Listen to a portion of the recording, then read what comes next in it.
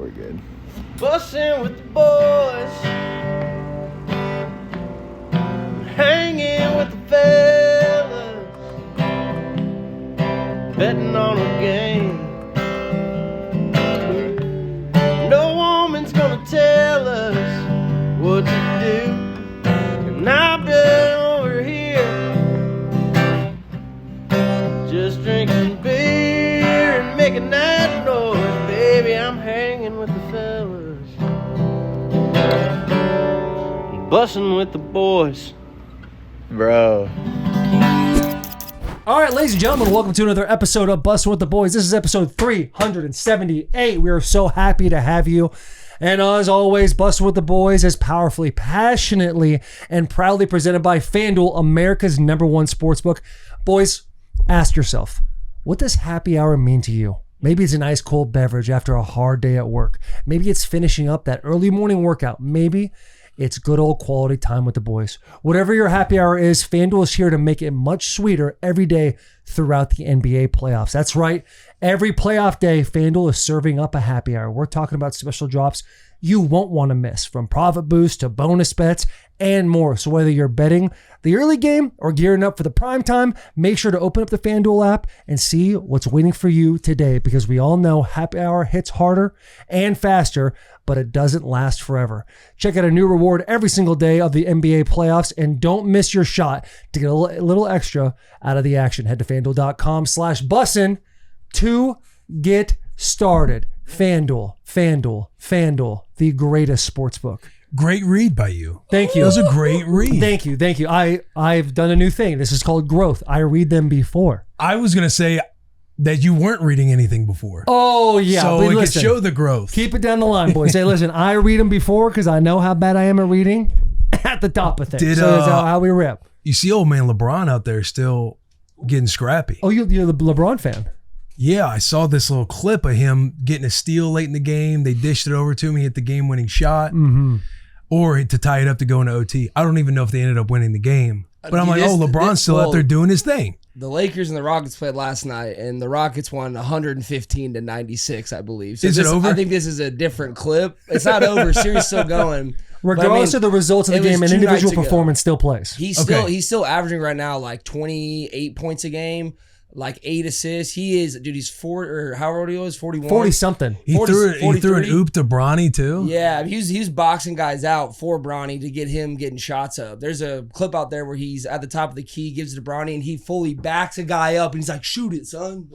No, he didn't say "shoot it, son." I mean, you gotta listen to the audio a little bit, dude. He's still doing it though. I know LeBron has had a lot of people very polarizing people. Some people hate him. Other people think he's the GOAT. Not a whole lot in between. It's really hate or love. But his interview he had, I don't know if it was a week ago, when he's talking about playing basketball with his son and how cool it is to have your son on the court. I think it was just awesome from a dad moment, dad perspective. You're in the NBA playoffs with your boy. And it's like, could you imagine the dynamic? I mean, we'll get to Jeremy Clump and his son and how they played this past weekend. And that's got to be an awesome dynamic between you're coaching your kid, but now LeBron, who's essentially been a coach to these NBA players while also playing the NBA. Stuck around the NBA long enough for him to. And not even stuck around, dominated. Yeah. Truly dominated. Whether, we always talk with the polarizingness. The guy the thing people hate absolutely about him incredible. Is just the flopping, which I get. It's sometimes it's so dramatic. Right, but that's just basketball players in general, dude. Yeah. They're dramatic cats. Yeah. Dramatic cats. He really takes it to the next level. Oh, so okay. Right. He wants to show them, look how much I'm fighting through for the fans. Yeah, he'd be in the hospital if he had on his body what Clump has on his body. Oh, yeah. Yeah. Clump's tough boy, though. Not as tough as Jerry Beeman, but still a very, very tough boy. Glad you got that out early. A couple big updates. We got a completely new setup right now in the bus. Shout out Jared Demon, everybody who was involved in cleaning up the bus. Our table is not present. We're getting a new table, yeah? Yeah. Allegedly. We're looking at this awesome screen in front of us right now. Yeah. What a photo. And also, I mean, just the frame of LeBron, man. Yeah. I know he's sitting on this he's man. A specimen. And we can look at a couple of things and nitpick about what's going on in this photo right here. Yeah. But a specimen. Yeah, he's a specimen. You of all people love to look at a good specimen. I love some good quads. Yeah, you do. Love a good teardrop, the VMO. Yeah. When we first met and you told me that, I thought, we'll never make it. because of my teardrop quads. You got some teardrops. I got a little man. I got some baby little tears. Yeah, I got baby tears. It's Not just starting. Yeah, they're starting. Second question, because you're wearing something right now. This right here, you noticed. Yeah, why are you wearing the a Michigan man earring? Well, our guest this week is none other than Dan Orlovsky. Let's give a round of applause for Dan O.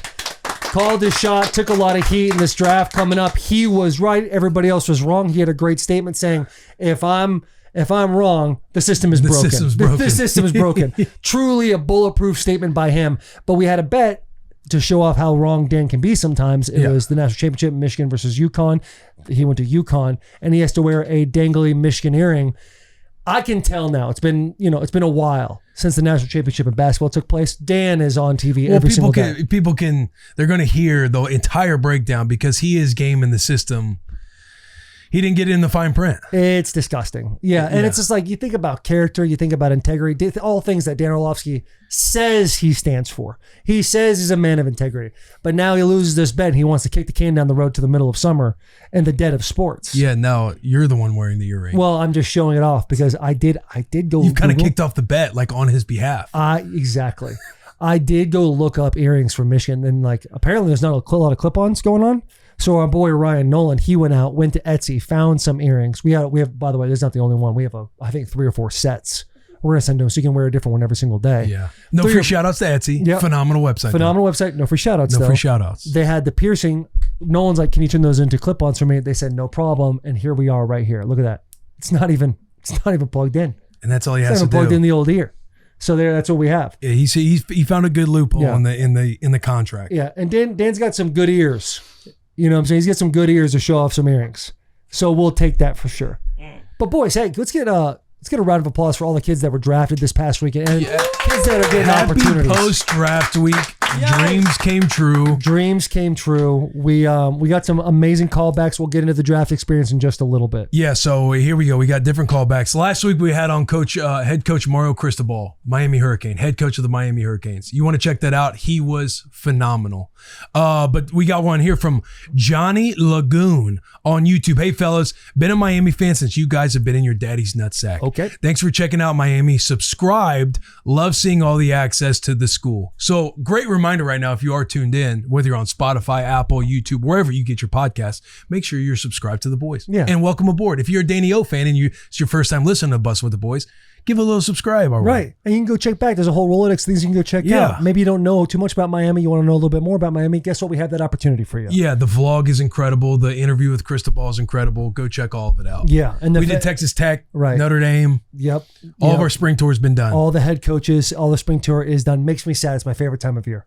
Spring tour is my favorite time of year. We might have a couple of things cooked up. I don't want to say anything else. Don't say too much. A couple of things might be cooked up right now. My favorite part of the Mario Cristobal episode is him trying to get me a fake ID to become a freshman. Mm-hmm. I mean, just you get that kind of compliment after what I had to go through at Notre Dame, where somebody got offered and I didn't get offered.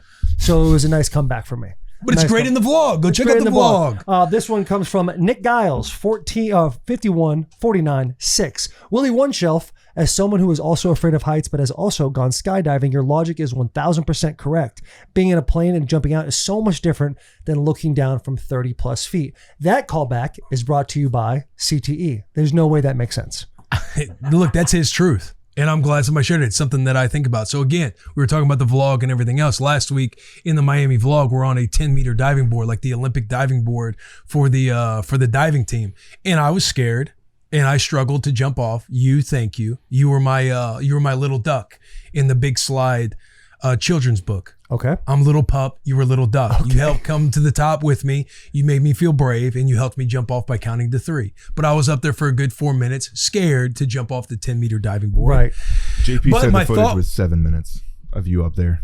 Okay, 7. Mitch's heater continues. I remember when I was looking at the GoPro that I was on, I was like, I've been up here 4 minutes, and maybe that was the time where you're like, I'm gonna come up there with you. Because I didn't want to hit a couple, I wanted to get a couple. Yeah. For me, with the jumping off a high dive thing, it's like, is the water deep enough? The answer is yes. It's like, I'm pretty sure I'm going to be all right. Yeah. And then the question came up, like, would I, or maybe I just brought the question up on doing skydiving or jumping off of a high dive. I feel like I would skydive more than jumping off somewhere really high because, again, you're however many thousands of feet in the air. I feel like it would make a little bit more sense until the parachute got pulled. But by that time, you're already up there. You've already been living in your fear for a second. That's the problem for me. It's a floating down thing. It's when you're so high up in the air and you're like, yeah, these strings are just holding this mass, me, in the air for that long as I slowly float down. That's like, hey, lift your legs up. But that's getting pulled no matter what. You're not making the decision, the conscious decision of, okay, I'm about to do it. I'm about to jump. I already see the ground. No matter what, it's getting pulled and you're just in the air at that point. Yeah. And somebody's whispering in your ear, hey, it's going to be okay. Stay brave. You're brave. You're strong. Here's a question for people that have gone skydiving. When you do a high jump or cliff diving or anything like that, you get that tummy up thing. You ride a roller coaster. It's like, ooh, what a feeling. That's the fun feeling. Yeah. We're kind of all chasing. At what point does that end when you're skydiving? Yeah. Because I feel like there's no way it just keeps going. Eventually, I feel like your body's like, all right. Your body gets used to it. We're flying through the air. Because on the 10-meter dive. 9.82 meters per second squared. On the 10-meter dive, my belly wasn't having a come to moment. Right, but that's only 30 just fear. feet. Yeah. It's just fear. Imagine that was double, triple, and then all of a sudden you're 5,000 feet in the air. I think you just get comfortable, right? It becomes your reality, I would assume, right? You get that fast? No, I'm saying like after you're up there and you're floating for a little bit, then it's like, all right, well, I'm up here. It's all good. Yeah, like it's like I feel like your reality is now like, all right, I'm in the air. It's and not jumping out of a much. plane, like there's so much time and so much space, and you just can't see the tangible things on the ground. Like I'm gonna die here. Does that make sense? Yeah, that makes sense. Depends on your jumping partner too. If the guy you're strapped to is just an absolute vibe, it could be sick. You're just up there telling yourself what you want's on the other side of fear. Dude, just to be honest, if it was Crush from Finding Nemo, the turtle, like imagine that you're being your skydiving guy, that kind of attitude. He's just in your ear. We're crushing it, dude. You're like, all right, yeah, we got all crushing it, aren't we? That's kind of that's how I want my skydiver to be. Yeah. That's how my we have a call back here from Carson. Okay. This is on Spotify. Again, if you listen on Spotify, you can leave comments on the Spotify episode. Where the fuck is Shane? Gillis? Yeah. This was 6 days ago because Shane came on the bus. We posted about Shane being on the bus. People want to know where the fuck is Shane. The dogs are barking. Yeah. Well, keep the dogs barking. You got one more week ahead of you. You got one more week ahead of you. I know. That's going to be a letdown for the dogs that are tuned in right now. Now, I will give the viewer some inside ball. Obviously, the idea was to have Shane out this week. When we got Dan Orlovsky right before the draft, because of all the draft talk, how relevant it all is, his Ty Simpson call shot that we now know worked out for him, we thought this would be better to have Dan Orlovsky on this week because of the relevant time frame. That's great. Shane will live on forever, right? Yeah. A lot of things we talk about with Danny O, it's so in this past week, these last 7 days. So we really want to get this out to the fans. And the earring that's on, like there was a bet that happened that took place. It was good that we had to talk about it for people. Mm-hmm. So that's a hey, clean breakdown. Clean breakdown. Love Kevin's Natural Foods. We have another call back from Peyton Ha _10, also via Peyton Ha. Via Spotify as well. So if you want to comment on Spotify, it looks like we're looking at those too, huh, Sherm? We're looking at those too. Come on. Come on, babe. Y'all getting too loose with the clean takes. Can't be a clean take if everything is a clean take. Clean take? That's a clean take. That's a Kevin's Natural Foods clean take. Clean take. Everything can't be a clean take. And that is, unfortunately, another point you're trying to say, Peyton Ha, but that's a clean take. Nonetheless. Peyton Ha. I'm just sounding it out, brother. Like, you know me, I'm hooked on phonics over here in the brain. You know what I'm saying? I'm enunciation. You get those complex words in front of me, all of a sudden, scrambled eggs. We do have tier talk later in the episode. However, I do feel like it'd be good to read this tier talk from Kyle Riley 7. Because he's leaving this comment last week, and this is hashtag tier talk. So again, the questions that we answer, all you have to do is leave hashtag tier talk. We answer them with Danny O. Those will be in that interview, but this is a tier talk that I thought would be relevant for right now. Hashtag tier talk. This is from Kyle Riley 7 on YouTube. When you hear your name come out of the mouth of your favorite podcaster that you've been listening to since the gravel parking lot days, original tier 1, give y'all free shout outs all the time. Truly fell out of my chair. Love you guys. Big hugs, tiny kisses. Go Blue. Shout out Kyle, dude. Shout out Kyle. That was nice. That was super nice. And also Kyle, go Blue. Go Blue. Nothing better than a tier 1 family finally being heard, right? Yeah. We started 2026 year of the audience. We're letting the audience kind of be a part of it. It's just nice. On the year of the audience, you did open a God pack on your live stream last night. Yes, dude. Tell me what a God pack is. A God pack, like the pack of all packs. Like before you open this pack, you hit the Father, Son, and the Holy Spirit, and you put out your hands like you're receiving communion. You get the cracker, you get the wine, you get the whole thing. Yep, bread. Yeah. So here is the deal. For those of you that don't know, I've been doing streams every Sunday, 7 p.m. Central Time. As I've been doing these streams, I've been ripping packs, Pokemon cards, and NFL cards as well. Along the lines, a company called Courtyard goes, we like what you're doing. How do we become a part of it? Because we know you're giving away a lot of cards. Why not give away some stuff on our platform? Buddy, we got not only cards, but basically everything. Basically that people everything. can rip open. And if you, speaking of callbacks, you want to go back to the last intro we did about Mario Cristobal, there's really no end game. There's no dead end to what Courtyard can be. Eventually, we're selling land in Arkansas. You can be we ripping came up packs. with it last week. Yes. Real estate's going to be on the app. You at some can point. rip essentially anything. It's really just up them to like diversify their portfolio. So what we do on these live streams is we choose 3 fans when they drop their username in the comments of the post that I make on my personal page. We give them $500 rips, 3 opportunities, and it's kind of this game. It's a little bit of it's a thrill shopping situation where, hey, I'm going to rip this pack for you. It might be more than 500, it might be less than 500, but you get 3 chances. When Taylor says more than 500 or less than 500, there's a worth. The pack is worth 500. You could rip something like last night. You ripped one where somebody got like an $1,000 value. $1,200. Yeah, Clump? $1,200 pack? No, I think it was $1,100. $1,100. Some kid got a $1,100 card. The value of that card was $1,100. Cost them $0. I think overall we ripped $1,500 worth of packs or $2,000 worth of packs, and people got a value of over, I think, $3,000 in total of their cards. So when they get to that moment, Pack spins, does this awesome grand reveal. They see that their $500 pack that they just got to rip for free with you. Yep. Now this card or whatever it is sitting in front of them is worth $1,000. Yes. Then what? Then I will send them that card. So I can literally transfer it in real time. Like, oh, Sherm just won a card. I can put in Sherm's username. It transfers right to him. He refreshes his profile. It's now in his bank. He can do multiple things with it. He can send it to somebody else. He can send it to his house so he has it. The Courtyard even has a marketplace. You're like, I like this, but I like the money better. I'm going to put this on the marketplace where somebody can buy. And I know somebody who's just been a pack connoisseur as of recently, Jared Beeman. I didn't know you could sell them. I listed it for sale and I was like, no one will pick this up. Maybe it'll sit there. It sold within like 24 hours for more than it was worth. I was like, let me just mark this up. Sold. Caitlin Clark, WNBA. Made some cash. Made some cash. Just sitting in the old Courtyard bank right there. So like we said, opportunities are endless, but let's get back to the real thing we were talking about, which is the God Pack. So Pokemon, we all know it as kids. We remember the Charizard, the Blastoise, the Venusaur, all those things. Once it got past the 151, your boy kind of bowed out of the race of trying to catch them all. I was all about it at 151, and then I kind of bowed out. A couple months ago, I started to get back into it. The pack I started to rip was a pack called Ascended Heroes.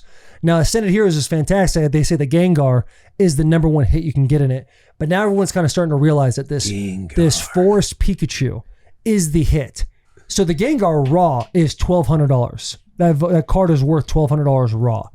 The Pikachu is like $2,000 raw, and in a PSA 10, which your boy owns, by the way, is like close to $5,000 now. So I've been trying to rip this damn Pikachu forever. Now with Ascended Heroes, you Thunderbolt some good damage. Yeah, 120. You got the boy I'm loves saying HP 200. You put that out there. That's a battle ready Pikachu. That's a battle. That's an Ash Ketchum Pikachu right there. Yeah, exactly. So with the Ascended Heroes, usually you flip these packs around, and the last 3 cards is where your hit going to be. A God Pack is when you turn the pack around, and it's already a hit.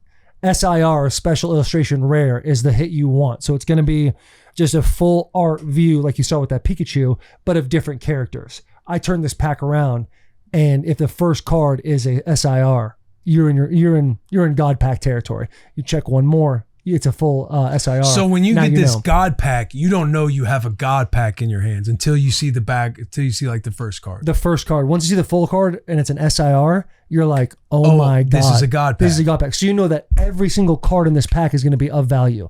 A lot of times they're bulk, they're throwaways, and hopefully there's one card in there that has some sort of value to it. So there's like 9-10 cards in a pack. Every single card had value to it. And when you pulled, I've seen 3 God Packs pulled. One, I was at Nash Cards. Some kid pulled it and got the chew. And I'm literally sitting there because my wife said, don't buy those ones. There's not big hits in those ones. Turns out kid bought one. That's what the God Pack was. All good. We don't blame Talon for that. We just learn from our experiences. Yeah. The next one was last week. Talon hits a God Pack, bro. Talon hit her own God Pack, but no chew. So it was like, it's awesome. We've been chasing this chew for so long. When I hit this God Pack, dude, truly I thought the Chew would be in there, and I thought my journey of Ascended Heroes would finally be over. Because I'm getting to the point where I'm like, I want to rip something different, but now it's personal. It's pride. I gotta keep hitting. You got to get the Chew. I got to get the Chew. No Chew, but we did get the Gengar. Talk about a heart rate boost. All right, talk about endorphin city. Yeah. It was awesome. So, Go ahead. the God Pack. Yes. The only way to get a God Pack is by getting some Ascended Heroes packs. I think every set has a God Pack. The Ascended Heroes is the only God Pack I've seen. And then when you open this, whatever the pack is, and there's an SIR card starting off, that's when you know I'm on the steps. You're in God Pack territory. Pearly gates are in front of me. Pearly gates are in front of you. It is truly, it's a 1 in a million chance. Okay. It's a 1 in a million chance. And I've been able to see 3 of them. I've been able to see 3 of them.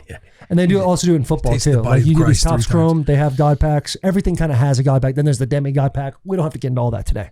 We don't have to get into all of that today. But Clean God Packs breakdown. exist. Clean breakdown? Clean breakdown. Clean break. Shout out Kevin's Natural Foods. Yep. Fun Love eating stream. Kevin's Natural. Fun stream. There's a lot of protein in that breakdown. Right. And dude, I will give a shout out to the fans. Every week, more and more people are joining. More and more people are about it. Spamming the chat, having fun. So we're building a nice little community out Love there. that. I see this. I see a little runway in front of us. Let's just take off and take it to the moon. Speaking of community, how about the community that feels like they're celebrating that Diego Pavia didn't get drafted? I say shame on them. I want no part of that community. Yeah. I want no part. Where I was surprised. Oh, fuck you, Jack. Well, I mean, what were y'all expecting him to go number one? Timeout. Nobody was expecting that. Right. I think I've been on here a couple times saying that I think he is going to be a low round or an undrafted cat. The speculation that he was going to be a high round guy or anything like that, like I never bought into it. However, I was surprised to see that all it was a rookie minicamp tryout. And for people that do not know what that means, so I was undrafted. So when you're undrafted, you get a phone call right after the draft, right? Like they're rounding out their 90-man roster. They have vets that are already there. They've made acquisitions in free agency in the offseason. They've traded. Now they've drafted their guys. They're trying to round out a 90-man roster. So any holes in that 90-man roster, they pick up the phone and try to fill it. Start dialing. With preferred undrafted free agents. So what a preferred undrafted free agent is essentially like for me, after draft, I did not get drafted. Teams called, I want to say it was the Chicago Bears, Tampa Bay Buccaneers, Washington Redskins. And they were offering deals for me to be an undrafted free agent. I get to pick where I go. They said they gave me like a $5,000 signing bonus. My agent calls me. I don't even know what's going on. I don't know who I'm going to be with. And he just says, congratulations, you're a Washington Redskin. So I essentially signed a contract to be on that 90-man roster for a little $5,000 signing bonus. Now you have rookie mini camps this week. All the draft picks, all the undrafted preferred free agents that got picked up on a team, they are now attending this rookie minicamp. So in your brain, there's about, if a team just only has 7 draft picks and let's just say 3 undrafted free agents, that's 10 guys that's going to rookie minicamp. To have practice and to fill out this entire camp situation, you need a field like an entire team so you can see your draft picks work, you can see your undrafted guys work, and you can see these rookie minicamp tryout guys work as well. So a bunch of offers go out to all the rest of the guys who didn't get an undrafted contract. They ask them if they want to do a rookie minicamp tryout. They accept. They field this entire team to do rookie minicamp this week for, I want to say it's 3 days. Right. And where Diego Pavia landed was he went undrafted. He didn't get a preferred free agent contract, which was surprising to me. And now he's at the spot. It's with the Ravens, right? Yeah. He's doing a rookie minicamp tryout this week with the Ravens. And then someone posted here, Karen Howell. She said, rude of the Ravens to invite Diego Pavia to their minicamp instead of their regular size camp. Okay. That's a nasty comment. Karen, Nasty comment. That's a nasty comment because he's not very tall. That's and it's pretty not as funny as how you laugh, Jack. Pretty funny. It is funny, And that but was that's not as funny as how you laugh. That was an hour ago on Twitter, so that's fresh on the bird. Oh, wow. That's fresh. Good tweet. Good tweet. Great Strong tweet. Clean take. That's not a clean take. No, Stop no. it, dude. Mean take. Mean take. Mean Kevin's take. Natural Food fuels people of all shapes and sizes. Yes. That's what Kevin's Natural Foods does. That's not a clean take. That's not a clean take. Were you surprised? That's a funny take. Were you surprised it just got it was just a mini camp tryout? Yeah, I was. Very surprised it's just a minicamp tryout. I thought at the most how bad it would be for Diego. It would be just an undrafted free agent. Yeah, undrafted free agent, preferred undrafted free agent. Maybe a small market. And when I say small market, you might be thinking anywhere from $2,500 to $20,000 signing bonus to go sign with the team to kind of round out their depth at quarterback. Now he's basically he's going, you're paying your own airfare to get there type of thing when it comes to where he's positioned himself out with the rookie minicamp.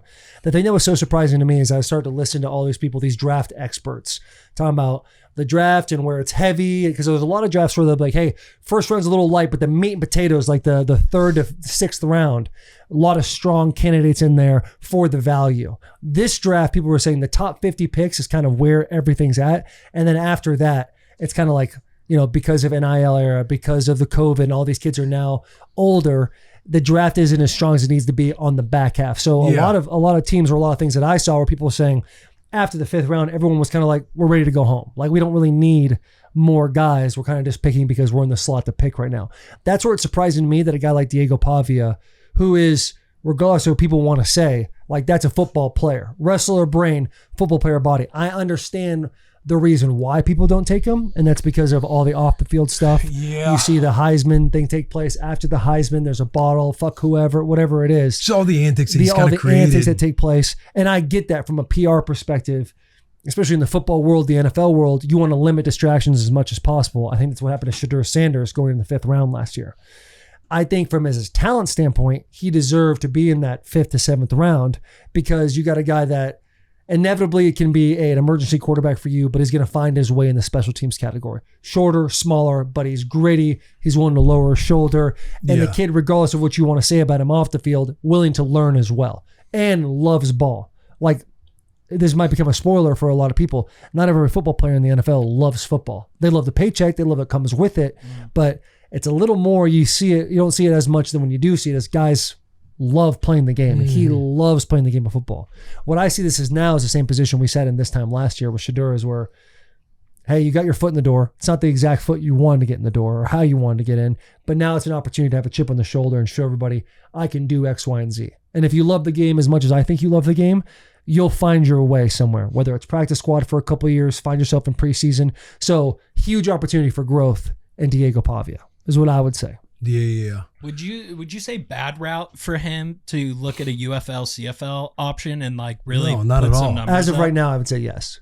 As of right now. Bad. You say bad option as of right now? As of right now, I'd say bad option. Yeah. Not like jumping in. I'm not going to do rookie minicamp tryout. I'm going to go in the CFL or the UFL. Right. Because these UFL, CFL guys, everybody's North Star is the NFL. Yeah. Everybody. Some guys get to CFL. I had a teammate of mine at Michigan, Craig Rowe, RIP Craig Rowe. He was with the Panthers for a little bit, and then he went to the CFL played for the BC Lions. I get on the phone with him like 2-3 years into it. He's like, dude, I love this. I kind of understand where my strengths and weaknesses lie, and they perform much better here. I can support my family. I'm not bouncing around all over the place. I love it here. So some guys find a home there and they love it. But for a lot of these guys, 99% of the guys, it's like, hey, this is a stepping stone to get to the NFL. Yeah. So if there's a crack in a door for you, even if it is, hey, rookie minicamp tryout situation, you're going to take every op you can possibly get to make it into the NFL. Yeah. The thing with Diego is just keeping your head down and not creating any fodder that would deter you from an NFL team looking at you to bring you in. Because that's the game. It seems like the grittiness, the kid believes in himself. He works hard. If he does all that stuff and keeps his head down and not make any like headlines or comments or things like that. Like, again, for us, like, I like Diego. For us, it's like entertaining. You kind of love Diego for who he is, all of that stuff. But now you get a look inside of like how that stuff can hurt you in the grand scheme of things, because we're not in the front offices. Right. We can be like, yo, Diego's a worker. I love that this dude loves football. All the stuff that you've seen when he did the Gruden camp and everything else. Like, Diego's a football player, but it's going to be up to him now to try to figure out, what his route is going to be now that he's gotten the rookie minicamp tryout, whether it's UFL or CFL. Yeah. Dude, I was with the Cat. Again, the rookie minicamp tryout is always interesting. Like, when I was in my rookie minicamp, we had gotten done with ours, and I was a locker next to somebody, I forget his name, and he's like, I'm about to get on a plane and go to Green Bay because I got another rookie minicamp tryout tomorrow.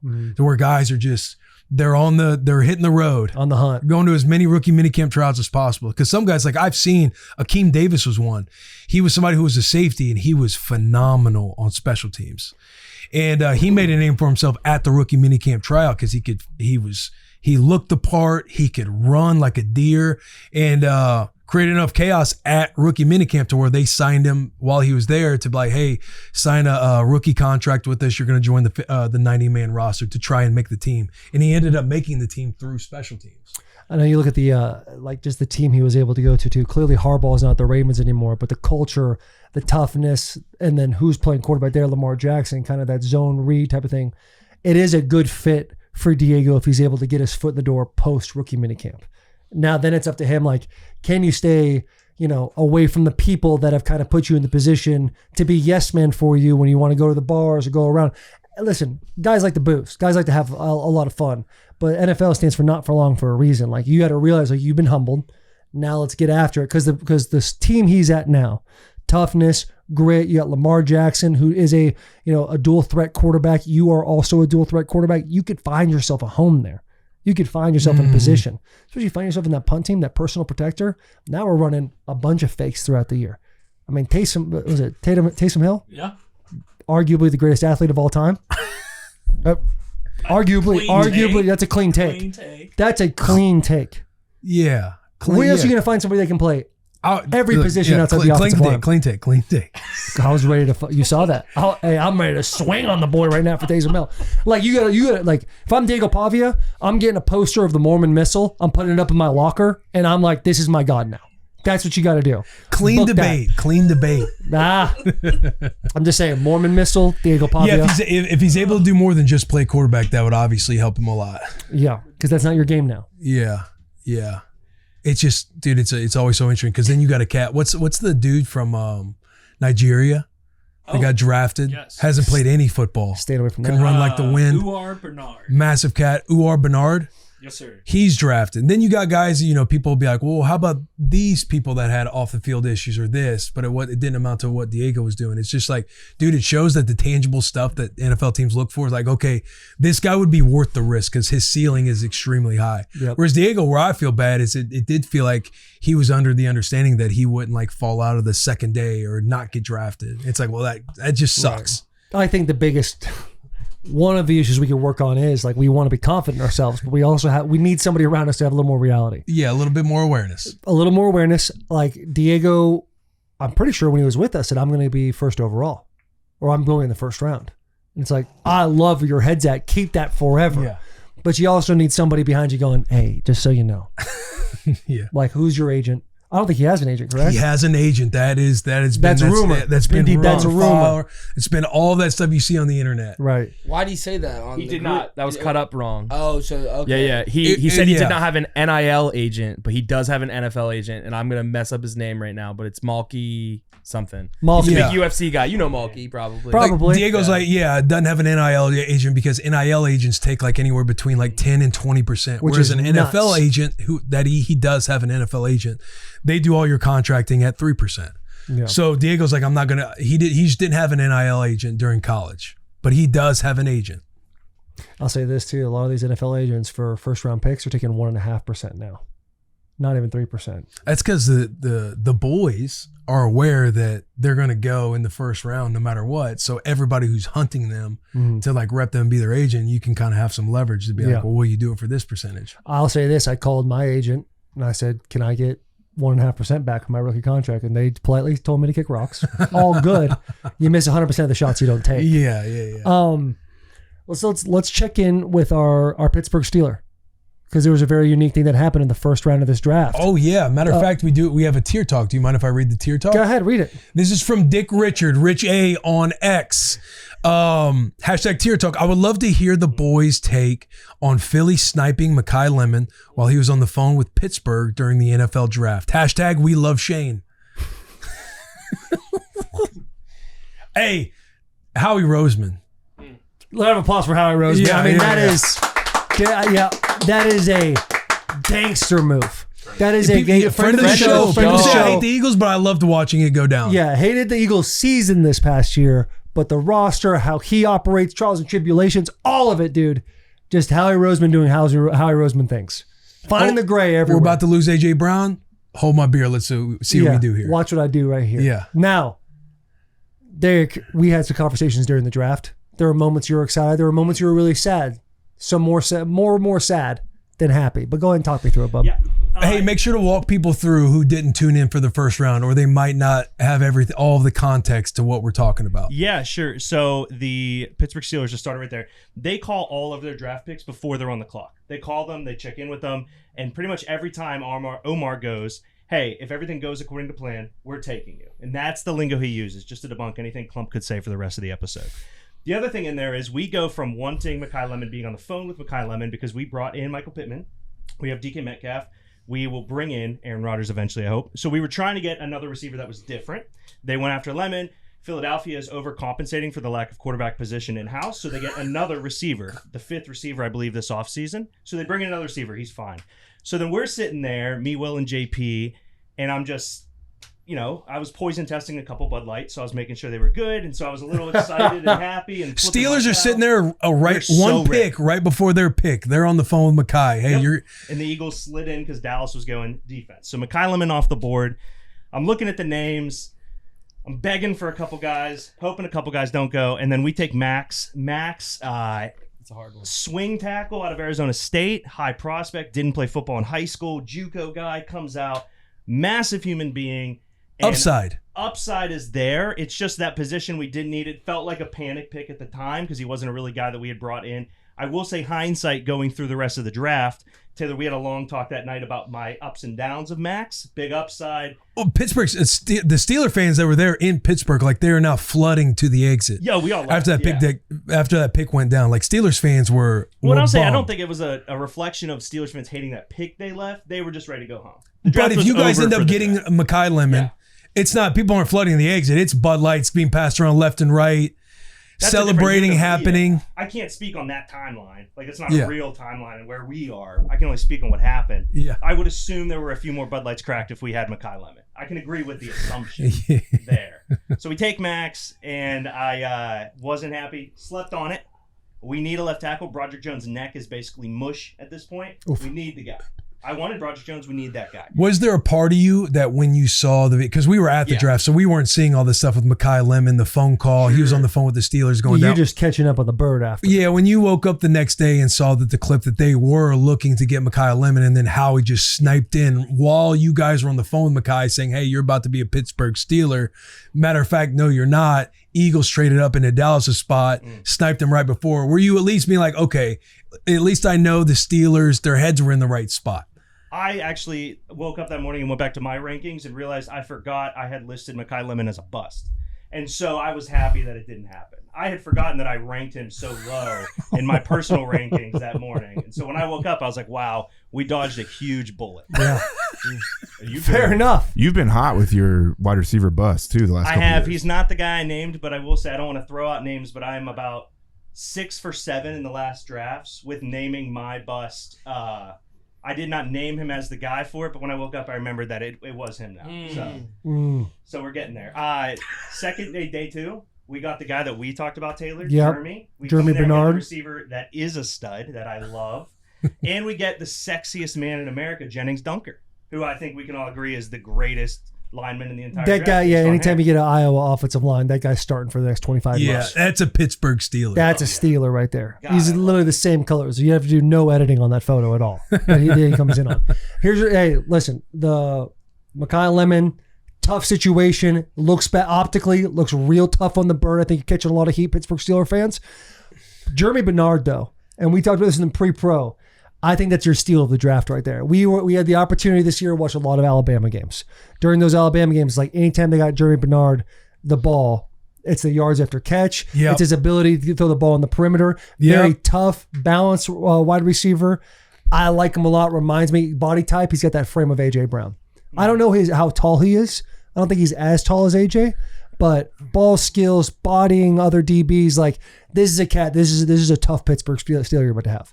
Tough. I will say, I don't know if we can just throw around labels like this is an A.J. Brown type cat. No, the build. You look at the build and you go A.J. Brown type cat. He's built and like runs kind of like A.J. Like he runs like A.J., but I feel like I would put it more in a Debo as well. Like you can hit him on the perimeter quick little screen, bubble screen out there, and he's going to get you 8 to 10, some good blocks. He's popping one for 60 or 70. You don't want to put these expectations on him though. Right. Oh, my bad. I thought iron sharpened iron, but okay. Yeah. No, but like if you're comparing him to AJ and Debo and he doesn't have an AJ or Debo type year, then it's like this guy's a bust. But it's a good football player. It's a good I ball agree player. with you. AJ was a second round pick. He's a second round pick. They look the same. If they don't have the same production, bust. That's what I'm saying. So we don't know who Pittsburgh's quarterback is yet. But this guy, if he doesn't have 1,000 yards this year, I'm calling him. We might have to call him a bust. If this kid doesn't end up with the Eagles and trying to bake his way out of that contract, and everybody wants him, that's a bust. Exactly. How do you dare? I need Howie Roseman trading for this guy in 3 years. And then I need this guy blowing it up. Yeah, exactly. Get me it's out also kind of interesting that the Steelers. Just said that. It's also kind of interesting the Steelers drafted a rival of a quarterback you already have on the team with Drew Aller and Will Howard.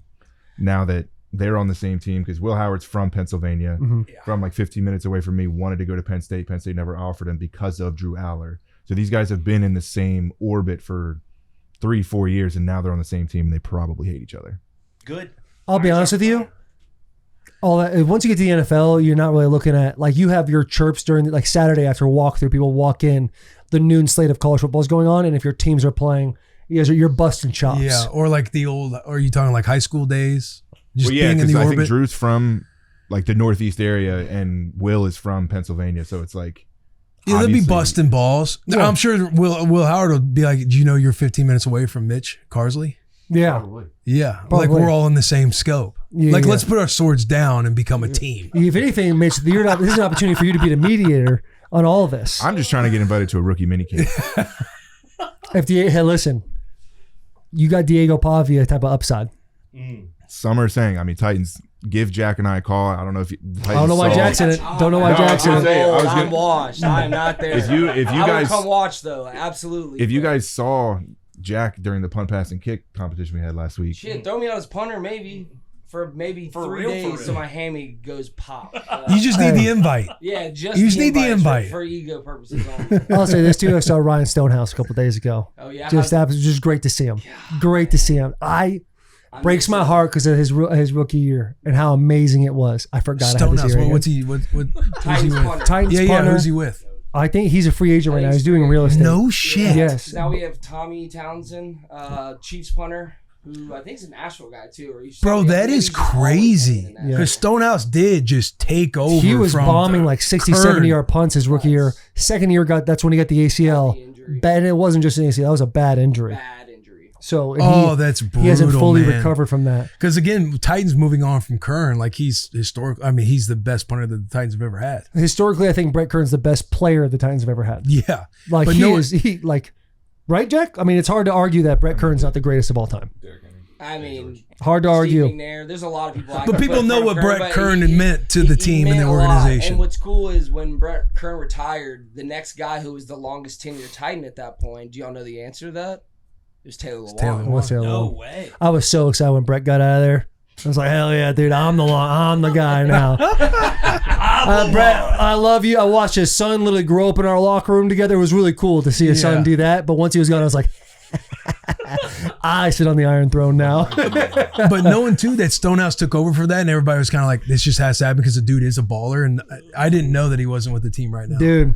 And it's because Brett, as long as I think it was like 15 years, something crazy with the Titans, and then Stonehouse comes in, you could feel a little bit of friction there because obviously he's on the last leg, and then Stonehouse coming, you're like, oh, this kid's incredible. He's not only bombing these things like 60, 70 yards. He's putting it inside the 5 when you want. He had incredible accuracy. Like the guy had as much as you can get excited about a punter. Like you're like that excited about him. This is flipping the field for you regardless of where you're at. And it sucks, dude. Injuries, am I right, boys? Yeah. Right? They come for us all. They come for us all. Come for us all. There was do we want to get into this breakdown here that Shermer's flashing in front of our face? Oh, we can talk about that. I'd love to just kind of, since we're on the Titans talk real quick. Hit the Titans just talk. Have a conversation real quick how we feel about that first round. I know it too, but that first Cardinal Tate. I know a lot of people wanted Jeremiah Love. I was surprised to see Jeremiah go 3. Was it to the Cardinals, correct? Yeah. 3 to the Cardinals. Surprised to see that. I thought it was all but secured that Jeremiah Love was going to be the guy. Cardinal Tate, great football player, incredible routes, finds those holes in zone. A lot of people, the big knock on him was he was the number 2 receiver on his team last year. What happens when you don't have a guy like Jeremiah Smith taking all the attention away from you? Jack, I want to hear your thoughts. Well, the whole argument with him being the number 2 at Ohio State, it's like you're behind Jeremiah Smith, who people are tracking him to be the next Megatron. Like he could be the next great receiver of like Of this all time. decade. Yeah. And so if you're number 2 to that guy, I don't think that's a bad thing to hang your hat on. Also, his separation and downhill speed, I think, is going to be that like star power pop that Cam Ward needs. People also forget we picked up Wan'Dale Robinson. Like we're loading up the wide receivers, which I think will be nice. I do wish the Titans had addressed our O-line issue a little earlier. That I think we took 5th, which was people are saying the best Fernando in the draft, which is Fernando Carmanda Jr. came out of Arkansas. So hopefully he's going to be a dog.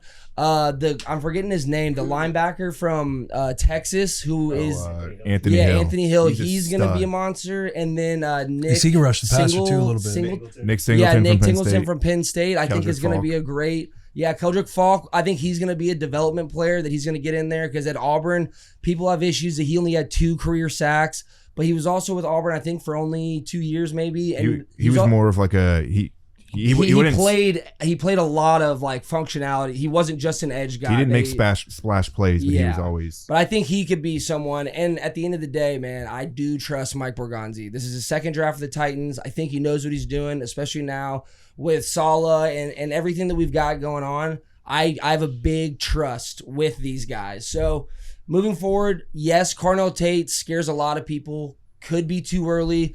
I know that Makai Lemon won the Belindikoff this last year. I still think Carnell Tate was the best receiver in that draft, even though he's the number 2 guy at Ohio State. I think if it pans out, it's going to be great. But obviously, if you look back in 365 days and went 4-3, I mean not 4-3, but you know what I mean. 4 wins, people are going to be upset. I do 13. believe that Carnell Tate is going to have star power, and you put him with Cam Ward. It's like Cam Ward needs these weapons right now more than ever, or else he's going to burn out quick. And we're gonna have another issue with quarterback. Carnell Tate would be a number 2 or number 1 on literally any other. Dude, how team. sick are the Ohio State Buckeyes? And I'm sorry, I know you're wearing on the but the fact that you got that you're like the number 2 on your team, you went 4th overall in the NFL draft, and they got Jeremiah Smith, who's going to be supposedly better than Carnell Tate. Yeah, barring a quarterback going 1 overall, like Jeremiah Smith's your number 1 overall guy next year. The talent that's flooded on that team is it's incredible. And yeah, for coming from a Michigan man himself, I'll be honest, like if you're a GM and you're looking at Ohio State wide receiver, you're probably safe. Yeah. You're probably safe. They even had kid's gonna be all right, I think. Yeah. Now, Germie Bernard, if he doesn't get 1,000 yards, he's a bust. Carnell Tate, I'll give him a little bit of time. I give him a little bit of time. And also, but one thing that you said, Jack, that I completely agree with, and Orlovsky talked about this on the interview, was this year is extremely important for Cam Ward. Extremely important. You need to give him as many weapons as possible. He's a confident man. You got to get that confidence to an all-time high going this year. The offensive line, addressing that. Dude, you have so much money already in your offensive line. It'd be difficult, I think, to be like, all right, let's go invest more in a 1st or 2nd round pick in the offensive line. When you have an $80 million to your left tackle, you just picked up the 5th-year option for your left guard. You get $50 million to your center. You have a vet. I mean, in JC Latham, like you have multiple 1st round picks, multiple 2nd contract heavy guys on your offensive line. We got to get going there. We got to get moving a little bit. Got to get them boys going a little bit. And it's not always the individual. It's a cohesive unit, boys. Go out. Have a couple Bud Lights together. Go have a nice dinner. Get a little camaraderie. Get the camaraderie. Go buy a house. All of you guys go live in it together. Goat house. Get yourself a goat house. You know what I'm saying? O-line house. Keep Wardy safe. Keep Wardy safe. Onward. I think Ohio State had 4 guys in the top 15 picks. Bro. Yeah, I mean, dude. Sonny Styles going to Washington. I think he's going to be a monster, bro. I think Caleb Downs in Dallas is actually awesome. I think that kid's going to be there forever. He's going to sell 1 million jerseys. Yeah. I mean, also, Notre Dame having their 1 and 2 running backs go in the 1st round. Yeah, man. Kind of nuts. Crazy. Jadarian Price is going to be a stud in Seattle. People are saying he's going to have more production because Kenneth Walker's gone. He's going into Super Bowl reigning. It's going to be fun to watch both of them. How did Ohio State not win the Natty with those freaks, man? Coaching. Ryan Bain. Fernando. But dude, Jeremiah Smith, Cardinal Tate, Sonny Styles, Caleb Downs, Reese. Y'all see Fernando's brother kind of get got.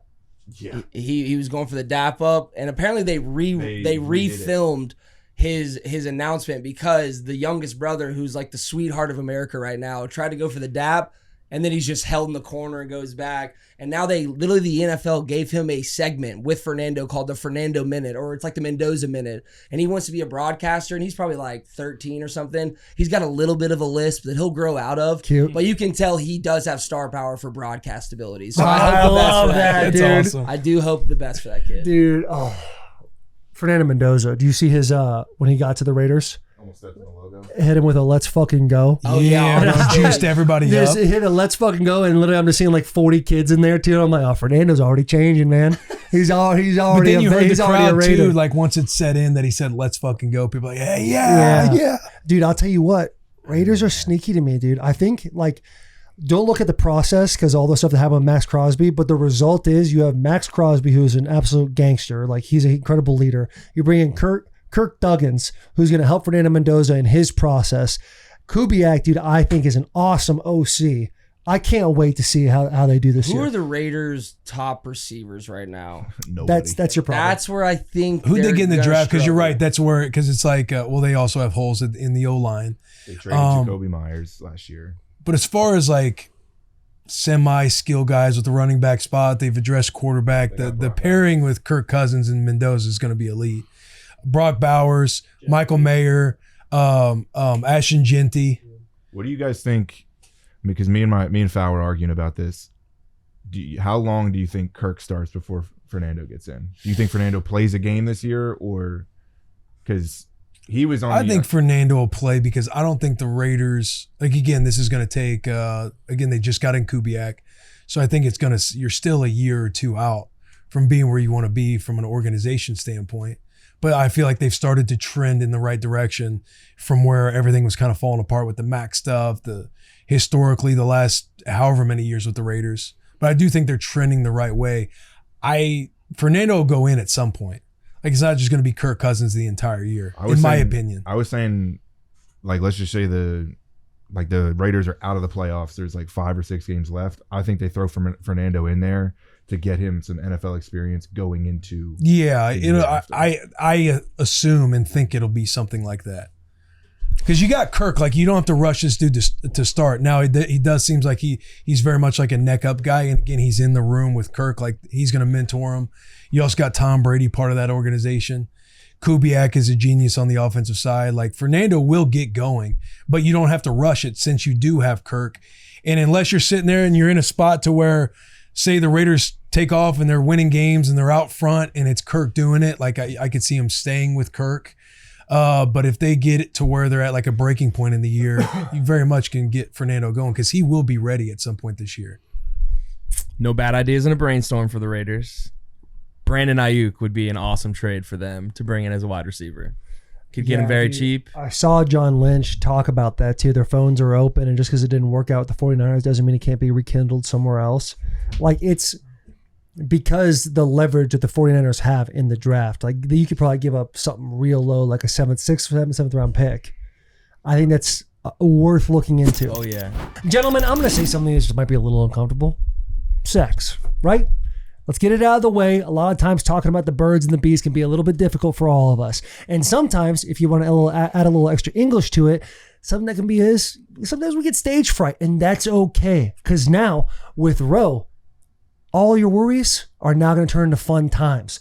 Roe Sparks helps you get fuller, thicker erections, and they last up to 36 hours, so you're always up for another round if you guys are both feeling it. Roe Sparks always makes sure you and your partner are all about it. Rose Sparks connects guys with a medical provider 100% online, and if approved, treatment ships directly to their door. If prescribed, new sexual health patients get $15 off their first order of Sparks on a recurring plan. So connect with a provider at row.co/bussin to find a prescription rose sparks are right for you.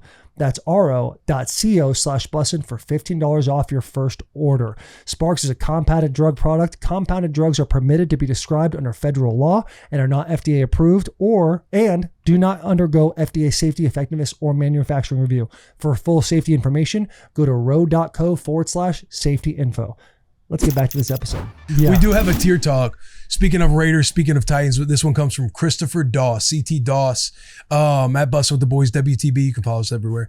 Of the 4 teams with 3 wins this past season, the Jets, Titans, Raiders, and Cardinals, who posts the best record this year? Hashtag tier talk. Titans 1, Cardinals 2, Raiders 3, Jets 4.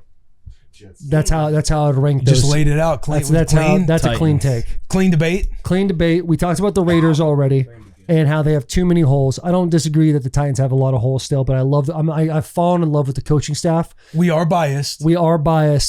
Saleh, Dable. I just think those two, the leadership, the culture, the locker room, like creatively, they're going to find ways to be competitive. Big year for Cam Ward. You got your one wide receiver. I love that. The Raiders we talked about. Cardinals, I don't know where to put them. Like, who's their quarterback right now? Jacoby Brissett. Carson Beck and Gardner Minshew. Yeah. And listen, the Cardinals, Hey, you know what I'm talking about the state of their franchise they're in. Look at their social media team. What was it? What did they say? Chris Chase Beck. L, right?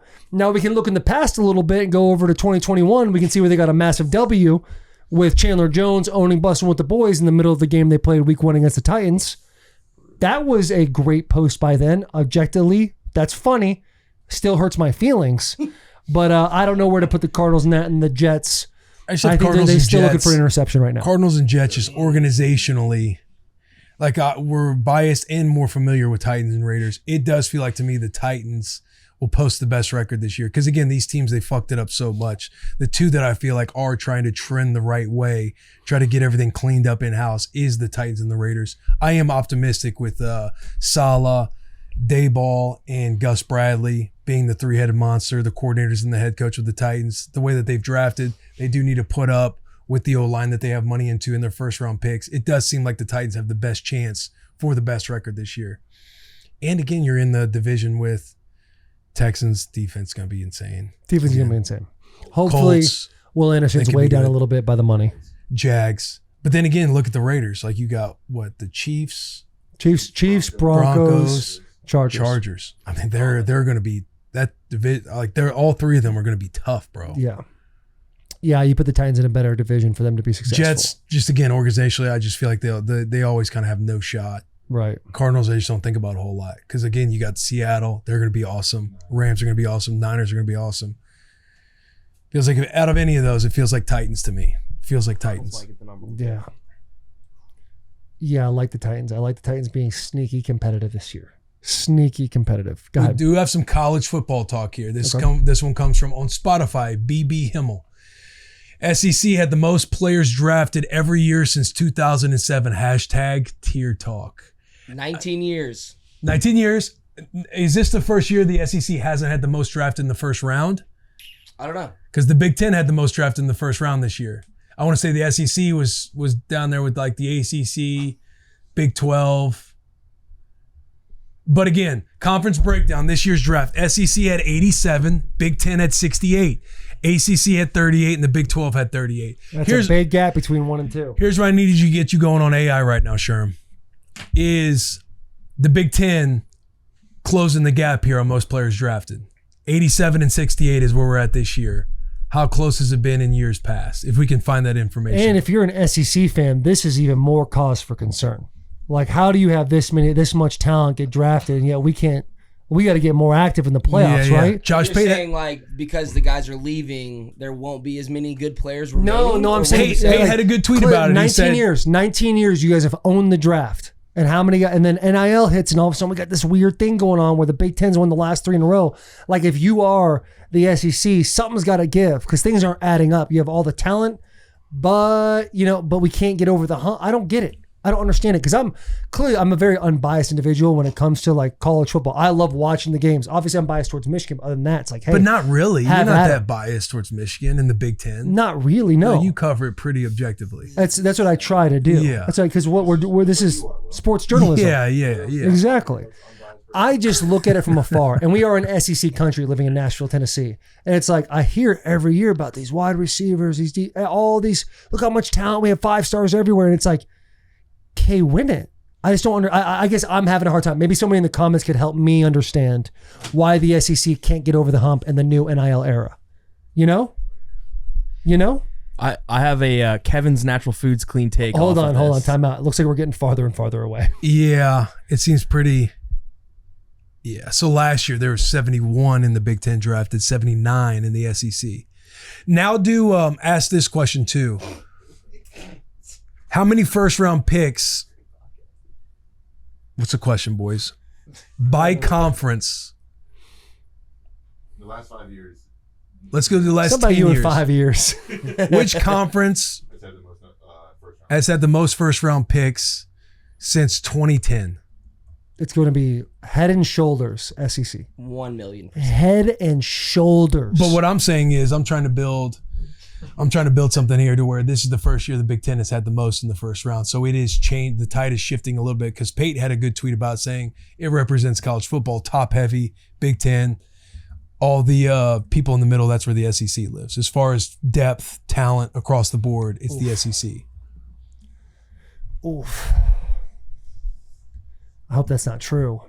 What do we got here? Because even if you look at the bowl games, it's like, that's one metric. where do we hang the hat? I know it's a big one. Where do we hang the hat this year, Jack? Because I feel you, dude. It's like, man, what's the movie where it's called K2. Have you seen the movie K2? I don't think so. Where they're climbing, like it's like literally K2 to son and daughter and the dad, and they're all climbing this face of the rock, and the rope slips, and the son and daughter are laying there, or like they see that the rope's breaking, and the dad cuts the rope so him and 2 other guys fall to save the other 2. And I just feel like, when are you going to put the knife to the rope and cut yourself away to save? Well, you want to break this down? You know, So when are you going to save your opinion? Here's what what's actually happening. Go down. What's actually happening? That part with the brain emoji. What says actually happening? Yeah. The SEC has been the dominant NFL pipeline for elite top 32 talent for 15 plus years. We all know that. The Big Ten is closing the gap recently, especially in the last 3 to 5 drafts. In 2026, the Big Ten actually beat the SEC in first rounders 10-7, snapping the long SEC streak. So this is the first year. Big Ten's rising. I do want to say the next one is Sonny Styles, bro. Have you seen any clips on Sonny Styles? Dude, I hate that this has become like a massive like Ohio State podcast, but like the next one is Caleb Downs. In my linebacker world, objectively, he was my favorite prospect in this draft. Like, barring injury, off-field, anything, this guy, put a jacket on him in my mind. That's the kind of brain. It's a gold jacket guy. That's the state, in my opinion. I've never watched film seeing a guy being able to observe the field and react and be in the right place at the right time, as well as Caleb Downs has since Luke Kuechly. And they talk about how his ability playing from the neck up too, like the dude is brilliant. Yeah. And he had himself a little podcast this year. Like, kids figuring it out. I'm fired up to watch him. Yeah, he's impressive. And being in a place like Dallas, where their defense was such an issue last year, couldn't be a better fit. Could not be a better fit, man. That is awesome. Shout out to Dallas Cowboys. Which I'm learning. Welcome to the team, Caleb Downs. Yeah, exactly. Welcome to the team. If I learned anything in the last week, dude, it's Will Compton and Dallas Cowboys. I was relearning it too when we were doing that interview with RJ, and he was bringing up old tweets of my fandom with Dallas, where one of them read like, "If we don't beat the Rams, I'll kill myself." Back in my younger days. Right. Back in my younger days. Yeah. Back in my younger days. In the younger days. And every draft that would happen, I would tweet about the guy and put "Welcome to Dallas." Tyron Smith, welcome to the team. # Dallas. Hey, do you see that offensive lineman from Arkansas that got drafted the Titans? And they're like, if you could meet one guy, who would it be? And he said me. And Paul Kaharski just body bagged me. That was kind of wild. It was kind of wild. He's like, what's the kid's name? Fernando Carmanda. So Jr.? Fernando Carmanda said that the celebrity he would like to meet is Taylor Lewan. And Paul Kaharski was like, he needs to have bigger dreams of who to meet. Yeah, like his celebrity bag is deep or something like that. Yeah. And I was like, Taylor Loy sent me that tweet and was like, I miss Paul and his chirps towards you. So shout out Paul Kaharski, you piece of shit. I was catching shrapnel on Sonny Styles because there's Washington fans being like, I've had to watch this over the last 2 decades and just naming all the linebackers that have played. Just like Will, Mason Foster. Which, by the way, we had some good years. We had some good games, some good memories, some good moments. Yeah, it stopped after. That's where it started when it was me. They're like the list that was going on was like Will Compton, Perry Riley, Mason Foster, John Bostic, like all the backers who have played essentially since 2013, since London Fletcher stopped playing. That's funny, dude. Anyway, boys, we feel good. Do we feel great? Do we have other stuff? We do have Rookie of the Year odds here. That's on the FanDuel Sportsbook right now. AP NFL Offensive Rookie of the Year 2026-2027. Right now leading the pack is Jeremiah Love, which at plus 320. I do like Jeremiah Love. I love Jeremiah Love. What? Where's Jadarian Price? Jadarian Price is 5th Plus on this 1,000. list at plus 1,000. Makai Lemon plus 1,200. Jordan Tyson plus 750. Carnell Tate plus 650. Fernando Mendoza plus 380. Fernando Mendoza, I'd stay away from that one. Because again, I think Kirk is going to start the year off as the starter, but who knows? I have no clue. On the offensive side of the ball, if it's not Germie Bernard, right? Bust. I'll on my FanDuel Sportsbook futures, I'll be putting Germie Bernard, and I'll be watching his rookie season extremely closely from an offensive or rookie MVP. Is rookie offensive MVP. 1,000 yards is your bust meter for him? And it's got to be, man. It's got to be. Like he's got too many comps. He's got too many comps right now. Okay, and he's wide receiver 3 on the team right now, and he beat out Roman Wilson right now. So there is a little. And Roman Wilson, national champion. 100%. An absolute stud. So once again, you're kind of just adding to the list of what Germie Bernard needs to be your offensive rookie of the year. Mm-hmm. And I do want to put in my defensive rookie of the year. It's going to be Reuben Bain. You just talking about Caleb Downs. I know, but listen. I know. Hey, bring up the odds for defensive player of the year. This is why I'm choosing Reuben Bain. I've already said the Caleb Downs thing and how he's going to be incredible. When you watch, I saw a clip, and I think I sent it to a couple of you guys. These guys get drafted, right? They grab the hat off, they put it on, they look at themselves a little bit, and it's just cheery music. When Reuben Bain gets drafted by the Tampa Bay Buccaneers, he walks by, snatches the hat, and doesn't even stop in the mirror to look at it. And you're just like, this motherfucker's out for blood. Well, he's got the crystal ball in him, bro. He sits there, dude. He sits there, does this, daps up Goodell, and it's like, this boy's all about business. Like, he is going to fuck some human beings up this year. I have never been so happy to be out of the NFL in my entire life than watching this guy enter the league. Like, short arms or not, like that bend, that ankle mobility, along with that power. Praise God, praise Jesus. I'm not in the league right now. Okay, I couldn't handle that. Ain't nothing wrong with short arms. No. Ain't nothing wrong with short arms. Ain't nothing wrong with short arms. Hey, people also loved your breakdown on how you would potentially block Reuben Bain. They want more content in that vein. So maybe in the future. Coach Lou is always up for grabs. If there's one thing I love, it's going and bump my hands on some lads, teach them a little bit about the game. Now, that would be my game plan, and it would work for 3 quarters. That 4th quarter, we better be up, you know? We better be, God forbid you're down by 10 points, you're going to 2 minute. Halfway through the 4th, you have a couple series. There ain't no more, let's play basketball. We got to sit back and pray to God out here a little bit, right? But get the ball out. Yeah. Think of Marcus Davenport, get rid of the injuries, add a little bit more bend, okay? Don't want that in my life, all right? Reuben Bain's built to beat a Taylor Lewan. Game over.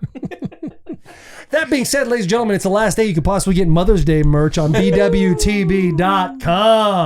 All of us are dumb men. All of us are dumb men, except for the women that are watching here. Moms, they need gifts. We want to give them gifts. We want to show them how good of mothers they are. So go to BWTB.com.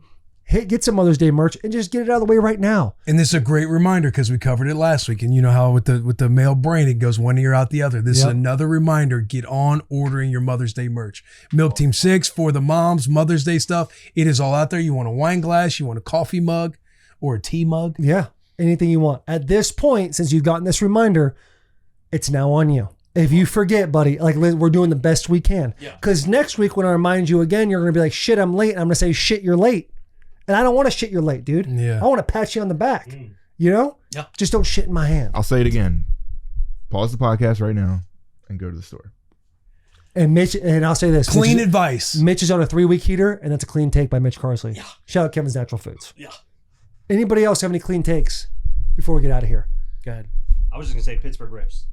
Dude, hey, Pittsburgh that's Rips. thank you. That's Pittsburgh a great Rips. Yinzers. Yinzers. Yin City. Say Yinzer.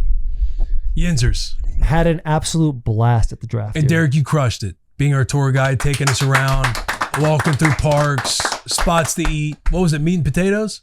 Yeah, dinner, meat, potatoes, lunch at Cinderlands. These are not shout outs. These are just facts. No free shout outs, No but free these shout-outs, are no free shout-outs, facts. no free We shout-outs. got some Reubens at Modern Cafe. We went in there and then I think we ordered from Burger King very late. What was yeah, that was a bad move. What was the sandwich we ate? That is a Permani Brothers. Now, Permani Brothers. Yeah, the only thing about that, I know Dano brought a pastrami. Anybody going, get the capicola with egg. Get the We got you guys a capicola double with egg. Get the capicola with Permani egg. Brothers sandwich. Amazing. Phenomenal Derek stuff. was getting into full character too. He's like, we're going to walk down the street here. Yeah, they're like, But you're down really this getting into way. the Pittsburgh. You're really getting into Yeah. the Yinzer. And dude, cute ass town. Like you want to call it a town, but the hills remind you of San Francisco a little bit, but it's got the blue collar grit about it. You start what's that street we walked down with all the shops? Don That's Street. in the Strip District. The Yeah, strip we walked down the district Strip. gave me like a little bit of New Orleans vibes with the iron gates on the balconies, people sitting out there, food on the street. We got to sing with Buddy, which I'm so glad I was able to display my voice for Rocket Man and Elton John. It's just letting you guys know I got it. I got the juice. I got the juice a little bit. He's got it. A lot of people were really happy you guys went to Randyland too. That meant a lot to the city of Pittsburgh. I Randyland was is a secret very spot. jealous watching that place. Looked unbelievable. Jack, you would have loved. You would have been Randyland. upset. You would have would've- left. He's a stud. Yeah. Jack What, would is that have just like got a separate Shout Airbnb out right there by Randyland. I've Randy. never been to Pittsburgh, but I did a little research. Shout out. Is it like a museum of art or? Yeah, it's a guy named Randy's actual house, and it was 2 blocks from the Airbnb, and he literally his backyard. He just has it open and then dumped basically everything from what you would assume is a worldwide garage sale in there, but it's orchestrated chaos, and it's beautiful. It's all just his outside, but it's awesome. Looked awesome. Dude, and we got to hit the local lemonade stand Yeah. with our neighbors. Yeah, the Stoop kids. The Took some Stoop. photos. With the Stoop kids, Stoop Yeah. photos. Yeah. Got him some candy. Uncle Jared got him some candy. Hey, chill. that was He so did. creepy. Jared goes, "You guys out of candy? Yeah, not anymore." That was so creepy. I was We- walking away. I was like, some grown ass man walked up to my kids and was like, "You guys want candy?" I'd be like, "Get the fuck! What that are was you a doing?" group idea. We We were cool with the parents though. Like we No, we visited. were cool with the parents. That said, as cool as we were with the parents, if she was in her foot, I'd be like, no. I'd be like, Remember- guys, remember- thank you so much. Really appreciate that. As soon as you guys walked away, I'd be like, I don't know what's in this candy.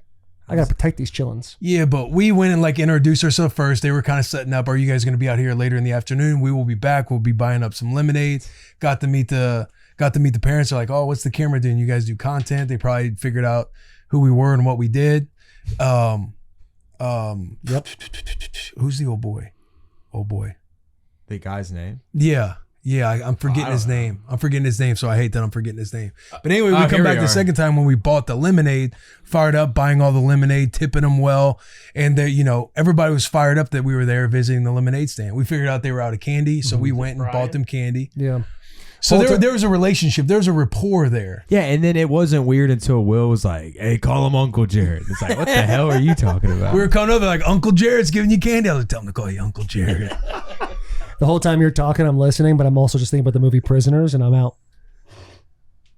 Have you seen Prisoners? Yeah, it's a scary movie. Yeah, it's a scary movie. Gotta watch that movie. Shout out Brian James. Shout out the movie Prisoners too, dude. That's a clean take. Great movie. Great movie, clean take. Clean take. It'll be a fun interview with Danny O. Enjoy.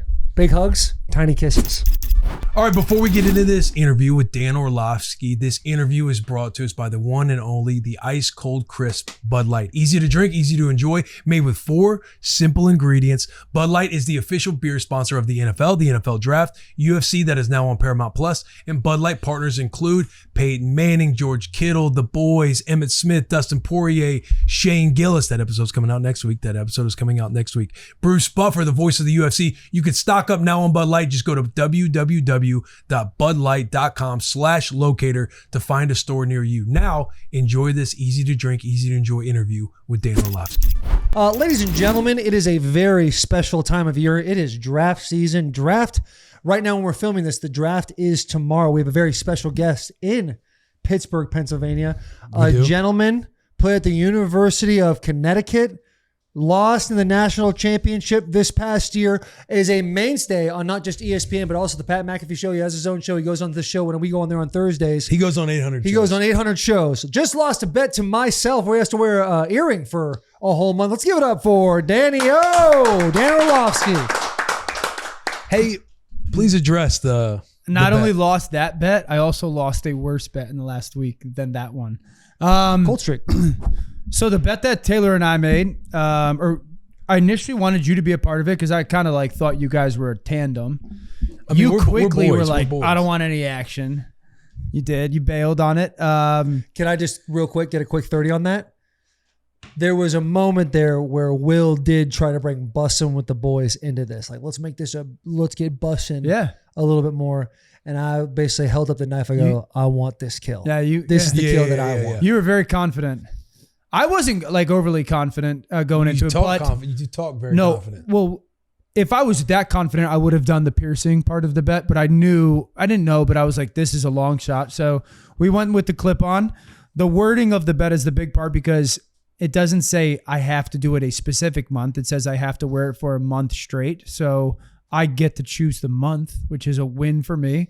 I'll probably do it one day in June or July. That'll probably be the only day that I'm on TV and it'll be done. And so you knew. Hey, that's super the devil lame. was in the details. You kind of knew Correct. I get to control this. You guys are businessmen. You should have. You've worked at contracts before, I'm sure. Agreements before. You know what sucks about what you're saying right now is I spent probably too much time going over the You texted me contract. like 3 or 4 times. I was with JP and we were flying to the national championship and I was like, hey, I need you to read over this. I went over, edited a bunch of things. I'm like, I got to make sure that he thumbs up this exact text. So there's no way for him to get out of it or be like, no, I thought you said this or that. Then we had that final text. Yeah. I And have for you the to find a text. loophole of like, I'll do it one day. And then Well, it it's says just for a like month straight. It doesn't say Every- for the next month. every piece of content Correct. that you're on for Correct. a month straight. Right. And if you miss a day, it restarts the month. Yes. So once I saw that, I was like, I'm pretty much good. I'll do it one day in June or July. And you're also thinking to yourself, like, even if I stop and the month starts over, it's up to you. You could do this years down the road. No, I'll do it. But I mean, again, I'm going to do it like I think in June and July, I work one day each month because there's not a ton going on football wise. That's a little bit of like get away and get ready for the season and push. So I'll do it one day for that month. Does that do you feel any type of way that Adam Schefter retweeted it? The public was Dude, all about I it, eventually really? wanted to text. I almost texted Schefty, legit, and I love Schefty. I almost texted him. I said, "Are you done? Like, have you had enough?" But I didn't because he's Schefty, and I didn't want to disrespect him. But yeah, people had to run with that. That was a good 24 hours. Shefty's like he's got. I'm not saying he does, but he could definitely have connects. Like he's the type of guy you don't want to cross. Oh, 100%. 1,000%. He's on Sometimes- the inside. I hit him with the, hey, just so you know, this breaking news just released when it was Dan's thing. And he's like, retweeting now. Came back in 6 seconds.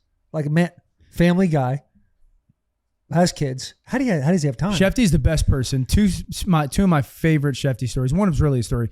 Once, probably like 4 years ago, I was listening to Schefty tell a story, and I don't know who he was talking to. I think Greeny was one of the people, and he was just like, 90% of the stuff I hear, I don't share.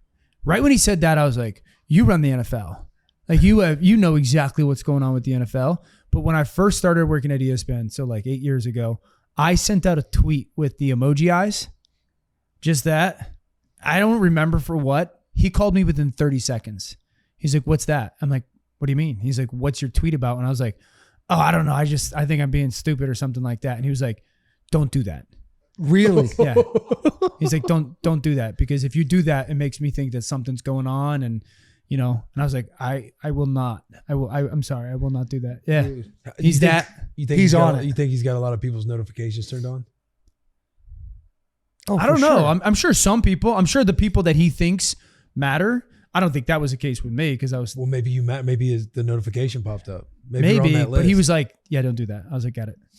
Do you have an urge when you're around a guy like Schefty to be like, I kind of want to know some inside ball. Maybe I could bring something to Schefty that he might not know. Have you ever brought information to him? Him be No. like, oh, I haven't heard of that. No. So this is the thing. Someone asked me about this a couple of weeks ago in regards to like some of the draft stuff, that certainly the Ty Simpson comments that I've had. And Insane. What'd you say? No, go. I was letting you finish. I had Yeah. a tickle. And I don't like talking to like coaches and GMs for information. I feel like it skews the way that I do my job or would do my job. Like during the season, if I'm watching tape and it's something on the tape says something to me, I just want to do it. Like I don't want to like call the coach, confirm if is what I'm seeing, because every organization and every coach is going to try to make it look better than it might be or whatnot, you know? And so like, I don't ever do that. I did it this past, after I said some of the Ty Simpson stuff, I did reach out to a bunch of people like coaches, general managers, executives, kind of like, am I out of my mind here? But other than that, like I don't like to do that. I also don't want to like I don't ever want those people to feel like I'm using our friendship for that stuff. Yeah. Have you never done that? You've always operated that way? When you first came into it, where you kind of help try to get utilizing coaches or anything like that? No, I've never done that. I don't want to do that. Again, I think that would it would change my vantage point. It would skew my vantage point. Now I've gone on TV and done some stuff and had coaches reach out to me, and I've had a coach or two like read me the riot act a little bit. I've had friendships. What's been your craziest story where you're not like labeling anything or labeling anybody? Or tell us names. Who cares? Yeah, or if you feel like If you feel like they'd be okay with it. We're an open book. I don't know if they'd be okay with it, but I've done some like film breakdowns and I've been fairly critical. And then I've had coaches reach out to me and be like, I've got a family. This isn't right what you're doing. You're trying to get me fired. I've had a friend do that. And I've been like, you think I'm trying to get you fired, dude? Like, seriously, I've known you for 20 years. You think I'm trying to get you fired? Seriously? It's the balance of the job and trying to do it as good as possible. But yeah, I mean, I've had coaches probably 2 or 3 times reach out and been like, dude, what the heck? I wish you would have reached out to me first. And I always say like, I get that, but then I'm not doing my job. I'm not an insider. So that's not my job. Like my job is to analyze football, and have an opinion on the football. So has there ever been a moment where somebody reached out to you and then it weighed on you afterwards where you're like, I kind of messed that up? Or I should have framed this better because I see where he's coming from. No, I would say this. I think every conversation I've had is like afterwards, within a short period of time, you sit there and be like, dang, man, did I cross a line, or do I regret saying it that way? I think one of them, I probably could have worded something a little bit differently. I used the phrase coaching malpractice in one. That was probably aggressive. I don't know if I regret using it because I felt that way in the time, but I understand like how that can come across. I would tell you the only regret I ever have in doing the job on TV was early on. I regret the way that I talked about Dak. I was like pretty hard on Dak early on, not hard, like critical of the performance. I probably went to buffoonery over the top when him and Carson Wentz, and that would be the only one that I would probably truly regret. Like, yeah, if I ever met Dak, I've never met him, I would walk up to him and shake his hand and be like, I was wrong. I crossed the line. If he told me to go kick rocks, I would understand why, type of thing. Did he ever say anything about the buffoonery that was taking place? As Dak? Did he ever tweet about it? Like athletes. No, I don't think so. Subtweets. I don't think so. No, I don't think so. Nothing like that. Dallas fan. Yeah. You might have been one of them. Might have been you. Might have one of them. Might have been you. Was a coaching malpractice? Was that referring to the Philadelphia Eagles this past year? No, but I did. Sirianni did call me. Have I ever told you guys that story? When I don't think called? so. So my wife's a Philly girl, diehard Philly girl, maniac Philly fan. Same with Clump and his wife. She's a maniac. They're all the same. Yeah. And so we went out to dinner. And I was pretty critical of the Eagles and I was pretty critical of Sirianni. And all of a sudden, we're just about pulling into our driveway. And I didn't have his number, so I don't know how, but a phone call pops up and it says Nick Sirianni. And she looks at me from the passenger seat and she's like, oh my gosh. And I look at him like, what? And she's like, are you going to answer that? And I'm like, of course I'm going to answer that. So I pull into the garage. I answer the phone and she is like sweating. She will not move. She's out of her mind, nervous. And we talked for 15 minutes. It was a great conversation. It's the only time I've talked to him on the phone type of thing. Great conversation. No bad feelings, nothing like that. But she would not move. She would not get out of the car. She was so nervous. God, I love that. The Philly fan base is out of hand. They're maniacs. They're maniacs. I love them, though. No, I love that's them. the best compliment you can get as a fan base. Love They're like, them. oh, very nice. They don't get very loud. All those things are, you can put that to the side. Psychopaths grease the polls. You better watch out if they win something, because then cars are getting flipped over. That's the kind of fan base I want. Dude, we can talk about our team. You can't talk about Exactly. Yeah. They're nuts. The fact that they're booing their home team at halftime when they're up by only 3 points is just, that's the kind of fan base. Wouldn't want to play for it. Probably couldn't handle it very well. Yeah, dude. But when you're good, it's awesome. Yeah, I bet. Yeah. If you're Jason Kelsey, you might have the best life of all time. So your regretful phrase is coaching malpractice. It's not. I don't regret that phrase, no, but I can understand, like, from a coach's perspective, having someone go on TV and say that. Like, I can understand him being like ticked off about it. Yeah. But I don't know if I regret it, because I felt it. Like, I truly felt it. What about how many big games has he won? But that was so taken out of context, dude. And it doesn't, the reason why I haven't explained it, because it doesn't do anything. It doesn't make sense. Like, it's wrong. No. So this is the story of that. This is the story of that. I think I had made the Simpson comments the day before. Pat FaceTimed me. You're an idiot. You're blah, blah, blah. Come on the show tomorrow. I said, I got a ton to go on, but there's a group of people that I always say yes to, like Greeny gave me my first chance on TV, essentially. Like, I always say yes to him, Schrager, Stephen A, Pat, because they've given me so many opportunity. Okay, I got to run. I'm in my car. I obviously know what Pat is going to get into, so I have done my research as well. And so in the moment we're having the conversation, and he makes the comment of all these big games, and I say, in the literal sense, okay, what big game? Because I wanted to talk about what specific big game. And it just went like deep butts in the back. We're going to college football playoff. And then Pat went forever. I was trying to talk. That's when you see me look out the window. I'm like, I know how this is going to go. Because I was like talking about a wordsmith. Iowa, Penn State, Big Ten title, Natty. Like, I wanted to know what specific big game he wanted to get into. Because those big games, to me, I watched the Iowa game and I'm like, I don't think Fernando plays well. He has a nice comeback. He throws a slant versus cover zero and it's a broken tackle for 65, but I'm not like, the Penn State game, he doesn't play good. Now, great drive. Elite drive. But he doesn't play good in the game. Big game. The Big Ten title game, doesn't play good. Big game. He makes a big throw late. Yeah, but like, yes, he's clutch. He's national title game, doesn't play good. He's clutch, no doubt. Nice run for a touchdown. Got eaten up a couple times, got back up. Sure. That says a lot about it. But that was the big game thing. Other than the national championship, I don't know. But that was the big game thing. It wasn't like what big games. It was like, okay, what literal big game? How fun was that day for you? Going viral. You're and great swap of the profile photo as well. Yeah, I stole that from D-Butt, I think. The internet's a funny place to be. You mean you guys live on it, right? Or yeah, we're out there on the internet. I grew up on it as well, right? Because that's how I got the opening to go work at ESPN and auditions. Was I started posting breakdowns on social media. I was never a big social media fan, so like I have great appreciation for it. I have an awareness of like the power of it, and I know don't go on. But sometimes I just get sucked into the vortex of it. That was a tough 24 hours, man. You got sucked in the vortex at that point? Then when I said that was a 24 to 48 hour stretch where it was like, this is a lot. Dude. Fight through the fringe, man. Then he drops the kindness quote the next morning. No, that was that night, I think. That was that day? That was I was taking my son to tennis practice, and he had to get his thing as racket restrung, and it was right like walking into the tennis store, and I was like, all right, I'll fire this one out there. Probably shouldn't have.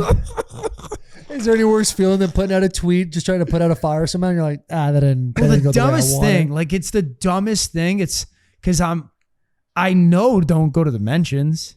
Don't do it. But I do. Yeah. Especially when as you get older, it's more fun though.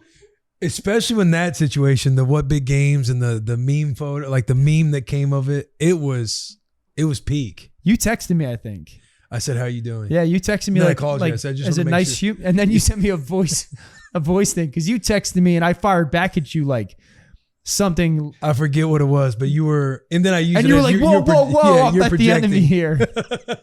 Dan, there's been a couple times that Will has put you in a box, put you in a corner during ESPN. You and Hawk love to kind of pin. Are you talking about like a Breakfast Club or something? But no, right after. It's always after the show. After we finish yeah. the show. You're talking it about usually revolves around top 10 quarterbacks. No, I don't, dude. You sound so stupid. Sometimes you've had some takes. The where I one that kinda- was I going just around step when we were back talking a few about times, Jalen but- being top 10, and you're like, yeah. And then I'm like, name me. I was like, here, I got a list right here. But that's named why- about 14. But and you're like, not. I'll take You're those not over. ranking. Oh my god. And then you're like, see, you gotta Hey, get, that's real you gotta though, stop Dan. He thinking. did that. But you're he not goes, you rec- gotta stop thinking top 10. Like, get Hold top on, 10 out of your head. That's what I'm Let me get some saying. context. So there's an argument about Jalen Hurts, a season that he had this past year. People are kind of going at the OC, but is it also Jalen Hurts? And look at AJ Brown. All these guys seem mad at him. So at some point during the season, you're talking about Jalen Hurts top 10 quarterback. Will took the stance of no, he's not right now. That's not the case. Once that started to go down during commercial breaks, I would just see Will looking up things and writing down things on a pad. I'm like, dude, we've done the work. Like we know what's coming out. We've already talked about all the things. I have no idea. As soon as that show ended, you just hit him with 14 people. And now I want to give context to the viewer out there. Because I was like, yo, you think Jalen's a top 10 quarterback? He's like, yeah, no question. But you And can't. that's Then another after damn the thing. show, I brought a list. All right, let's go over these. But my thing on it is this, dude. It's an outrageous thing to say that a guy who in the last, I think he's been starting for 4 or 5 years, I don't know the exact number, is like top 5 in yards. He's top 5 in touchdowns. He's gone to the Super Bowl twice. He's been the best player in the Super Bowl in both of them and won MVP and won the Super Bowl. It's an outrageous thing to say at that position. When you're talking about achievement, yeah. But that's 10. my point. And I also said, if we took them all out, all the quarterbacks out onto the field and just threw it, I wouldn't have Jalen as a top 10 player. No. You eventually said that when you realized No, that's sinking. always been my stance. Sinking. And then all we do, like our crew, all we do is just talk about how you're so dumb. Get better. Be better. Yeah, and then at Breakfast Club, Dan will just hear a question and he'll just answer it so a matter of fact. Hey, if this receiver was on the team, he goes 1,600 yards. Oh, shit, Dan, how'd you gotta get have to that? conviction What- with what what was you do. it? If there's Too many anything- analysts are scared of being wrong. That's my true belief. Because what was Yeah. the game? Was it the Packers game going into their playoff game? Against They the ended up getting Bears? beat by the Bears. When I was like, I don't think that I don't see how the Bears win. yeah, I think I came up to you at Breakfast Club and I was like, hey, who you got this weekend out of the Packers Bears? You're like, well, Packers, they're going to kill them. I was Like, so oh, you right. think so? You're like, they're going to kill them. I was right for 3 quarters. I was so right, dude. I was What's so the right. most wrong you've ever been on on a take? So the background of that is when I first got into TV, someone was like, you're not expected to be right in this business. Like, that's not your job. I totally disagree with that. What's the fudging point of doing all the work if I don't want to be right? Like, anybody can literally go say anything and be not worry about being wrong. Like, I want to be right, dude. Yeah. So the most wrong I've been, I mean, this is a little bit of in the moment, I was like, Carson Wentz is better than Dak. I was right for a year. Felt good about that one. Apologize to Dak on this show. 10 minutes later, it's like Carson Wentz is better than Dak. I was right for the year. Anthony Richardson could be up there. I thought Richardson would be a better player. I was like, I would highly like entertain taking him number 1 overall that year. Other than that, has there ever been a struggle? Other than that, I've never been wrong. I've never missed. Other than that, I've never missed. no. And even if he's talking about those losses, he talks about how right he was for that finite amount of time. Yeah. Have you ever had a struggle getting into this business after being an athlete for most of your life, being critical of athletes? Oh yeah. I think the 2 hardest things for me are, 1, being critical of people that I have relationships with. Cause I know you have to do it. And those relationships are important to me, and like loyalty and friendship. And I mean, I only played team sports and I come from like a broken family. So my teammates were my family. Like, I loved my teammates more than I loved my family. So like, if you were a teammate of mine, it is that those are some moments that are hard for me. I think the second thing, it's probably the most prominent thing, is like, it was a little bit of a struggle, and I still am conscious of it. Like, I got to go on and be critical of Patrick Mahomes. Me. I was a backup for 12 years. Like, that's a little bit. In the back of the end zone clip, that was just forever. Well, but that's Yes. true. Yeah, you know. Yes. You get what I'm saying. Of course, yeah, dude. Yeah, You so want me to it's go be like, critical of this guy? yeah, like you Who's are- actually a beast. You're telling me that this guy's not playing good, or you're telling me that I got to be critical of guys that are obviously clearly. I mean, everyone's a better player than me, essentially, at that position. You know, if we're talking about them, so I'm conscious of it. It was probably something that was on my mind a little bit more before or starting in my career, but nowadays I just want to do the job better than everybody else. That's all I want to do. Yeah, And if guys hate me for it, they hate me for it. If I cross the line, I will be honest with myself and apologize, like I did with the CJ stuff this year. But how long did that take you in the 8 years you've been in the industry to like get to the point where you're like, at the end of the day, I'm just trying to be the best at my job? yeah, I think it was probably my 3rd or 4th year in the business. I think it was the 2020 or 21 season, which when first NFL Live first kind of got together and started to gain a little bit of traction of like, okay, we're trying to do this show the right way.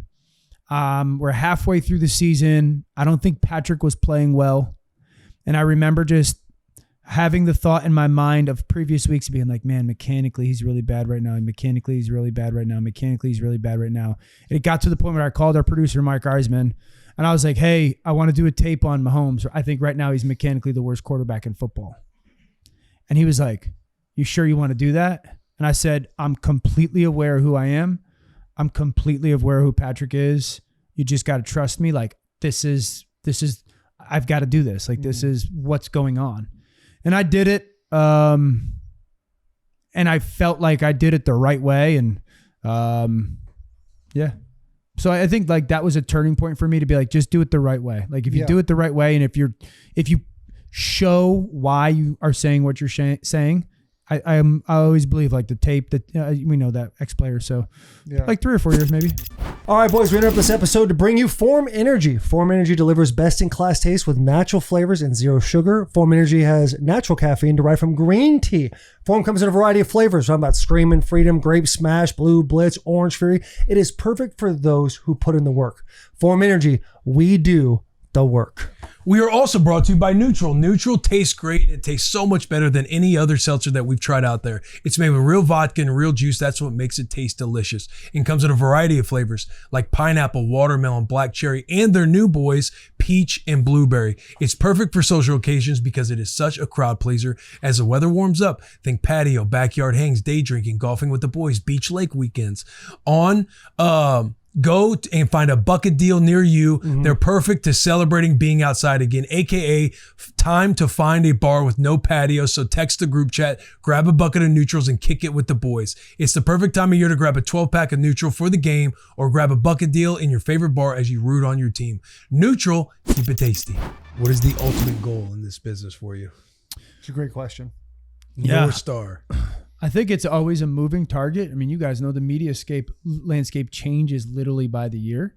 So it's a little bit of a moving target. I've always wanted to be on the most important stuff at the place that I'm at and respected in doing it. So right now, like the ultimate goal, I mean, I'm at ESPN. So the ultimate goal would be able to call Monday Night Football. But that's always an ever-changing thing. So it's like, if I could be on the most important stuff at whatever place I'm employed at and be respected with what I'm doing, then that's the goal. Moving target. Want your own show? The Danny-O show. I don't think I'm being dead honest here. I don't think I would be good on my own show. I don't have I'm better like being around people that are better than me. Like then I don't think I could like run my own show, command my own show, be good on my own show. Like I'm much better on TV when I'm with Marcus than I'm not with Marcus. And I don't know why. Because I think, because Marcus is like, he brings just out the best of you type thing. But yeah. When did,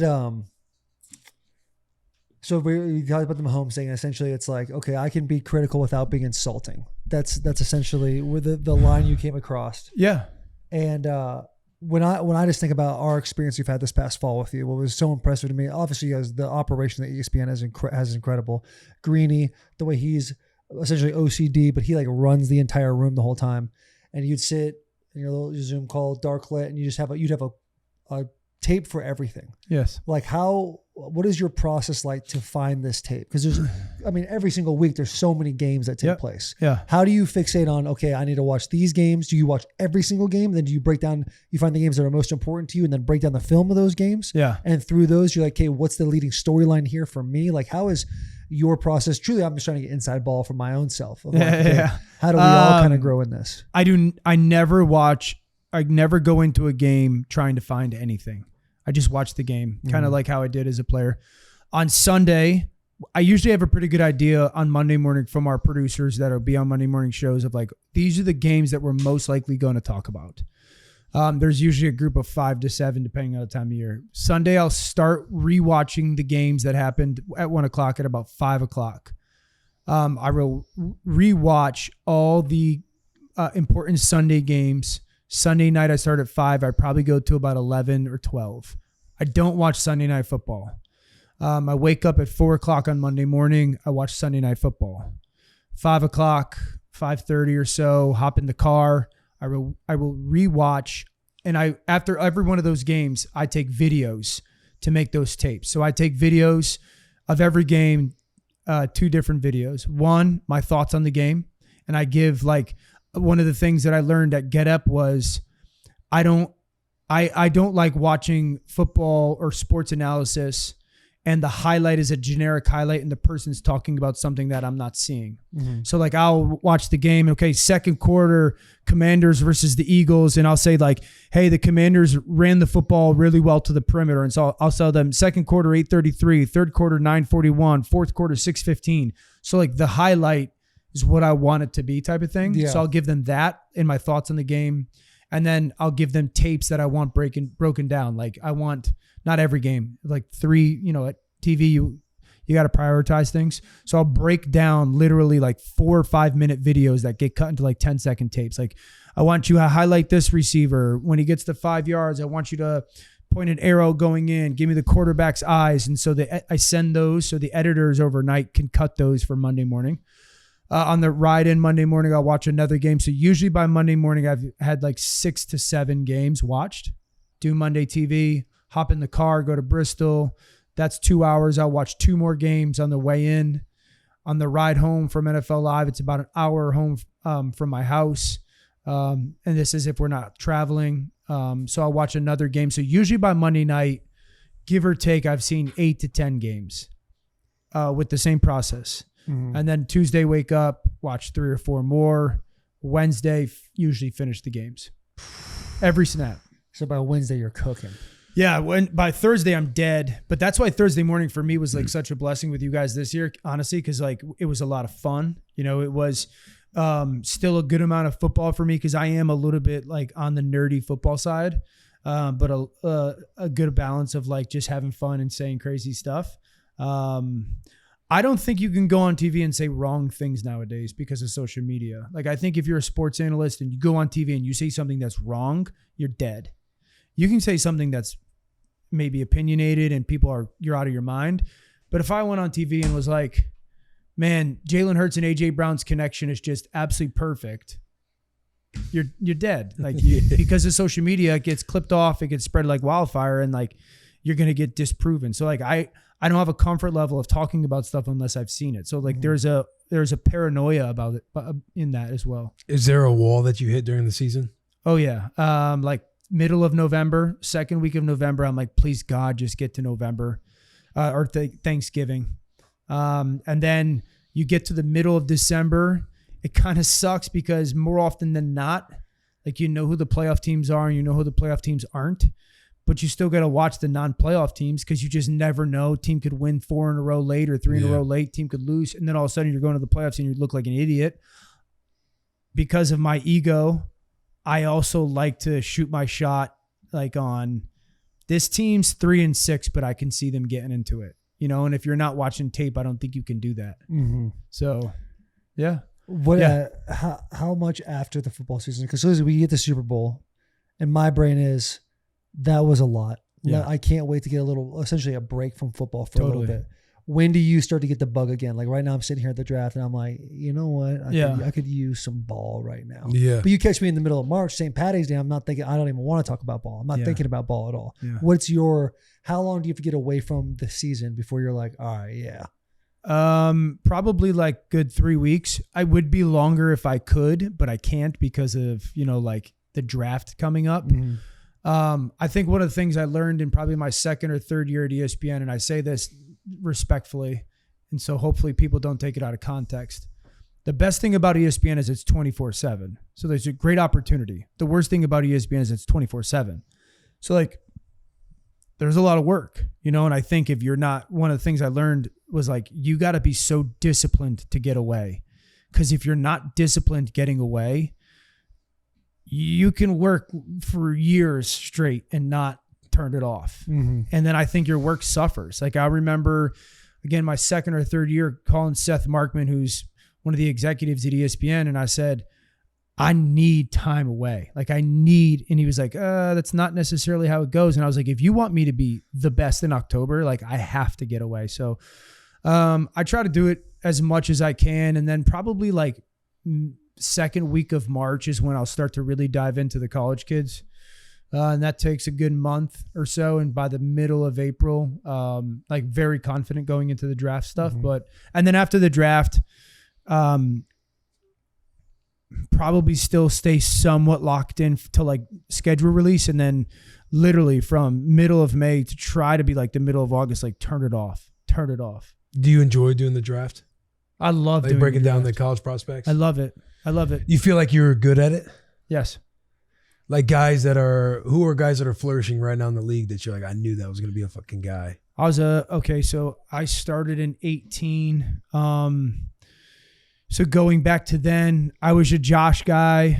I was a Lamar guy. But I also liked Josh Rosen. I thought Josh Rosen would be a better player than he was. I was a Sam guy. I was a Baker guy. I was a Love guy. Cam Ward last year I loved. Jaden, Drake. I was a fan of Caleb's, but it was controversial because I was I like Jaden more. I also like JJ McCarthy. So I've had misses for sure, but those guys. Now you're a Ty Simpson guy. I am. And he didn't bring up Jalen Hurts once. I was critical of when Philly took Jalen. 4th round, right? That's when they had his second round. They had his boy Carson. That's right. He was swinging the flag for Carson. Yeah. So what is going on? Why do you dislike Fernando Mendoza? I don't dislike him. You look at that guy on the field. How do you not just be like, that's I've never seen him on the field. In your mind, what is Fernando Mendoza's overall rating in Madden? Oh, man. You're trying to get me in trouble again. I don't know. Are rookies generally scaled lower? I don't play video games. They're generally scaled lower. In the 70s? Could be, yeah. Higher. It would be higher. Club's going higher. If you're what was Cam Ward last year? Low 80s, right? 83 probably. I would probably 84 to 78 range in these first round. Yeah, I would have him talent. 75 then. You'd have Mendoza 75. 84 to 78, you're saying 75. I like Cam Ward as a prospect better than Fernando, yes. What are the discrepancies you're seeing? Where you got Ty Simpson? I would probably have Ty Simpson probably around 75. Cam was a 72 last year before the season. Thank you for that clarification. There we go. Can't just be wrong. So yeah, 72 before the season. Cam so Ward through was the a 72. season it went up. Then I would probably have him at 70, 68, 70, something like that. Why don't you want to say 69? That's where my thermostat is set in the house. Nice.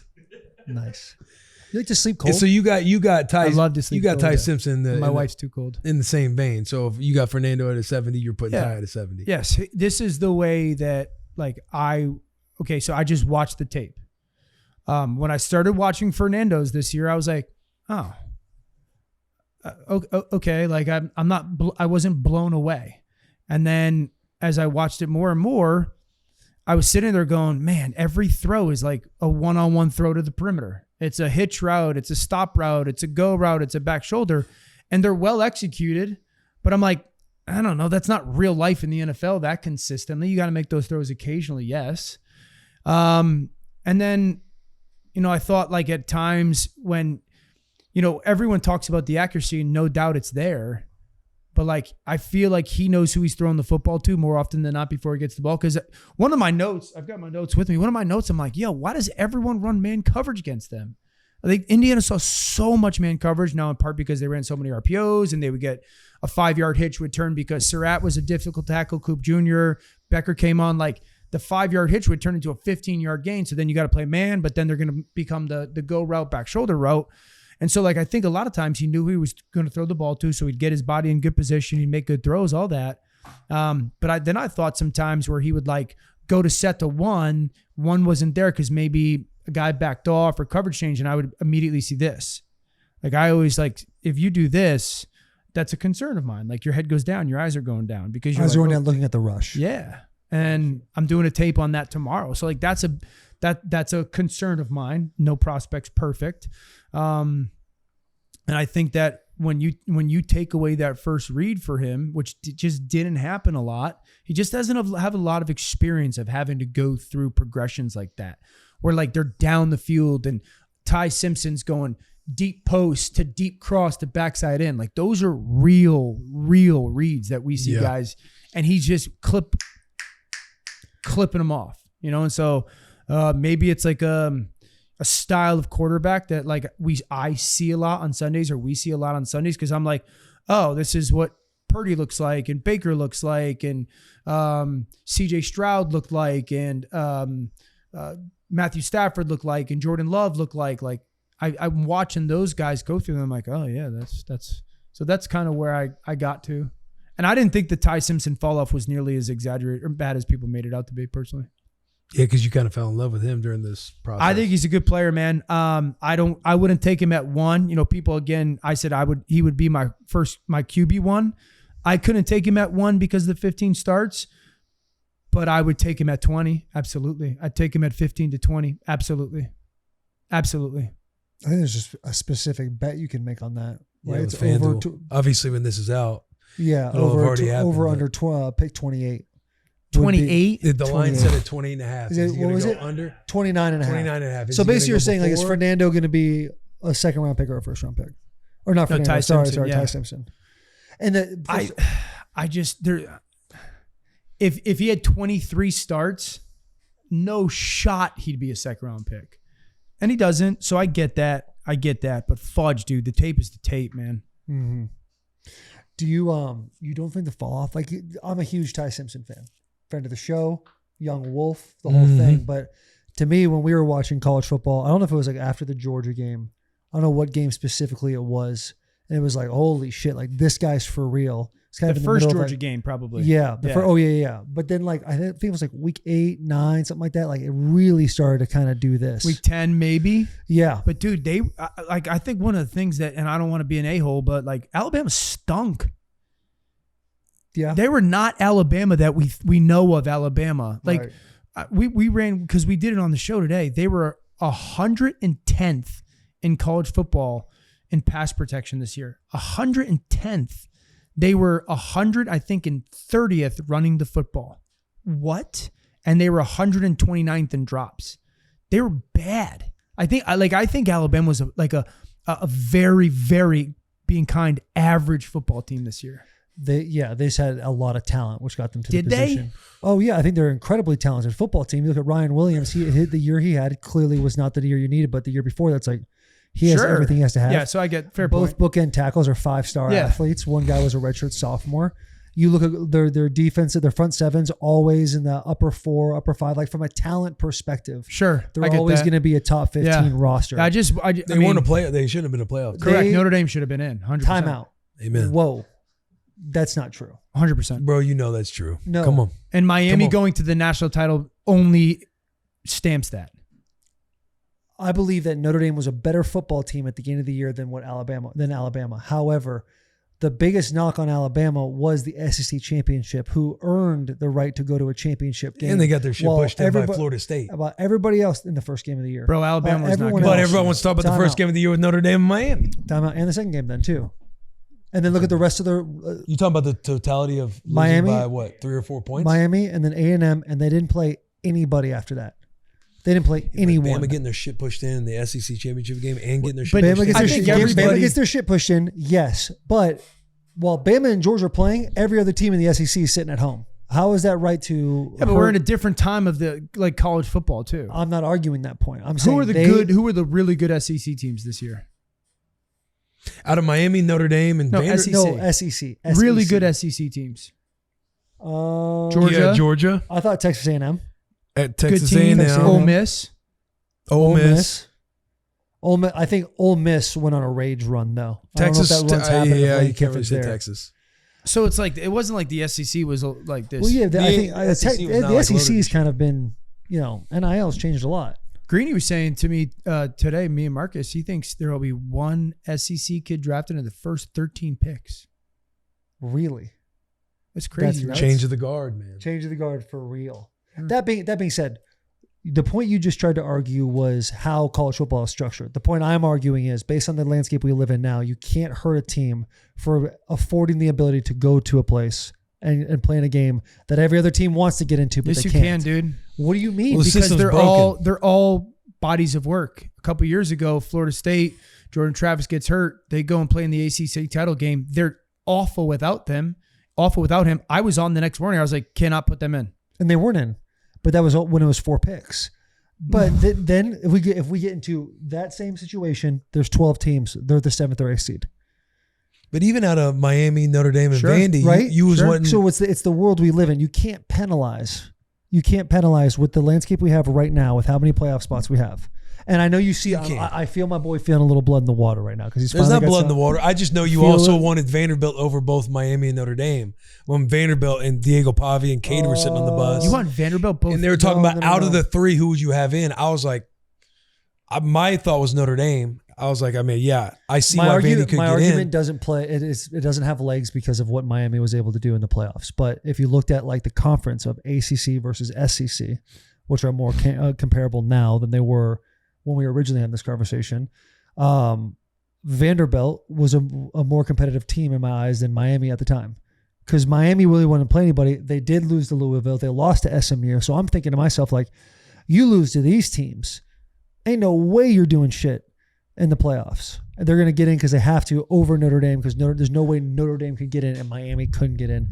And also, Do we have to look at? Do we have to? You guys are a little bit more entrenched into the college world. Do we have to look at how you're evaluating teams differently now because of the portal? Teams are so portal heavy now that your team it's almost like free agency in the NFL where your team I think it carries a little bit away, but can still, be very different in November. The year's still going to play out the way it plays out. Or like, are you a team that has 7 guys that have played college football for 5 years already?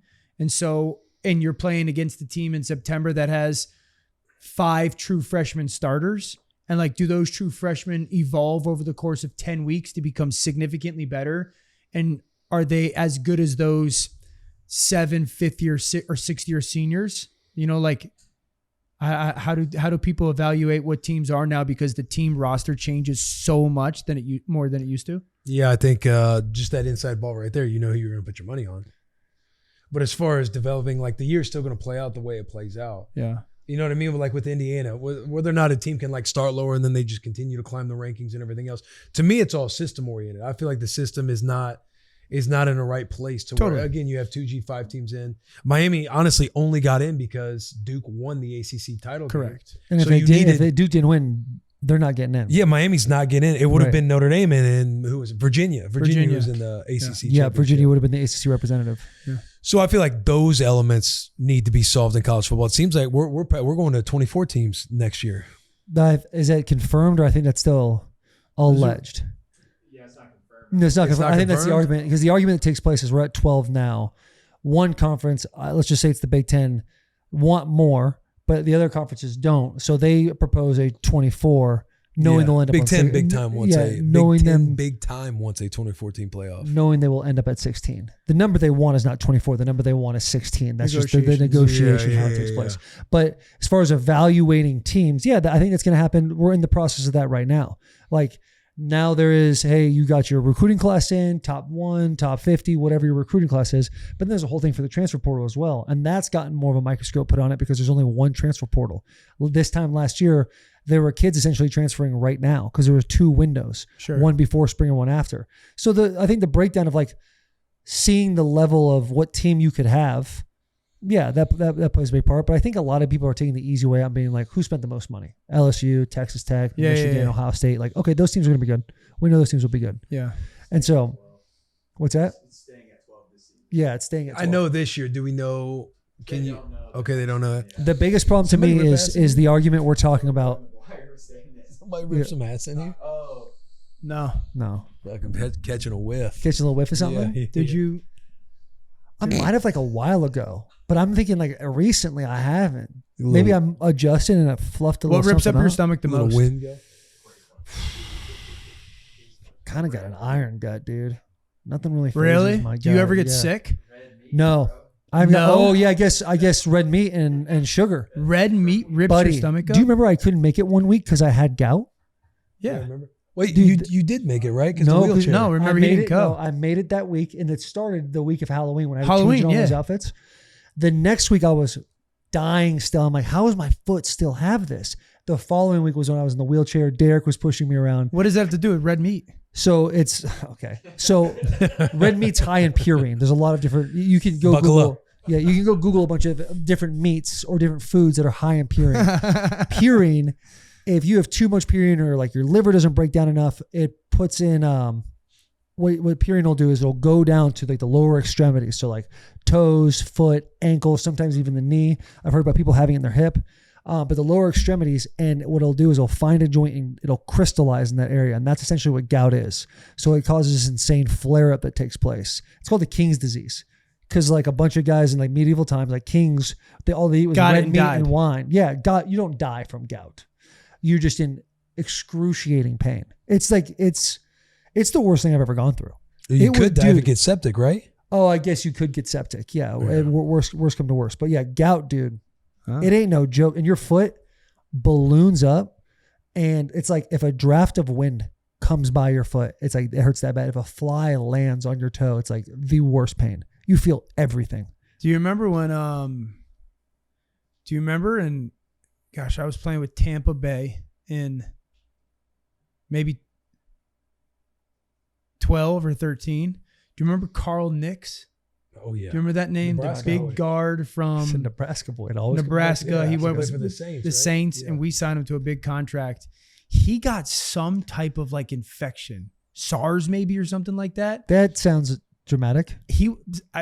This is maybe like a little bit of trying to put all the pieces of a story together. I think it got so bad, and he like cut open the infection on a boat or something like that, and took like a spoon and like branded it or like seared the wound shut. Oh my God. Yeah. Because he was in so much pain or something like that from it. He like cut it open, put it on a flame, took a spoon or something like that, and like sealed the wound, and it became a big thing and whatnot. And I think it like, quickly ended his career type of thing. Yeah, no doubt. Had to be alcohol involved with that. I don't process. know that. But he Of was all like, the places to do it, why do it on a boat? dude, I think it was to a point where like the infection got so bad and he was so in pain with it or something like that. Do I get a little that. Google on it. I almost sawed myself. What rips dude. your up, Carl Nix? What MRSA. Okay, yeah. maybe What not tears SARS. what tears you up the most? Plant-based proteins, Okay. brother. Brother. You're the problem is you're just an alpha male. You gotta have the Plant-based way. proteins, man. Watch out. I eat a lot of fruit, so I'm pretty good with that. But plant-based proteins are like the thing that like at peas, hard pass. Other than that, I'm pretty good because I don't eat a lot of food. You don't eat a lot of food? Yeah, I could tell. Obviously. Why don't you? Yeah. Bulk We it got up some a fan little. questions here. This one is from Cal Ripken. Votley. Cal Votley on Instagram. What do the Bills need to do to get over the hump and reach the Super Bowl? There you go. Yeah, it's not that hard. Don't give up 30 on defense every playoff game. So I think that just like they've been searching for difference makers on defense, like closers. They tried it with Vaughn. They don't have a person or two people on defense that, like, you get into those big games late in playoff games and find a way to, like, hold somebody to a field goal rather than a touchdown. So, Josh obviously probably played maybe his worst playoff game of his career when it came to turnovers this year, but they got to find ways to get, like, closers on defense. I'm big fan of Josh Allen. I cannot believe at halftime against the Broncos, him running with the ball like the way he was and getting it stripped. Yeah. Where they got to go and get 3 right before half. I can. He makes plays like that all the time. It just happened to be like in that moment, the ball fumbled. Yeah, but 13 seconds left. You're on like the 25-yard line. Like, where are you going?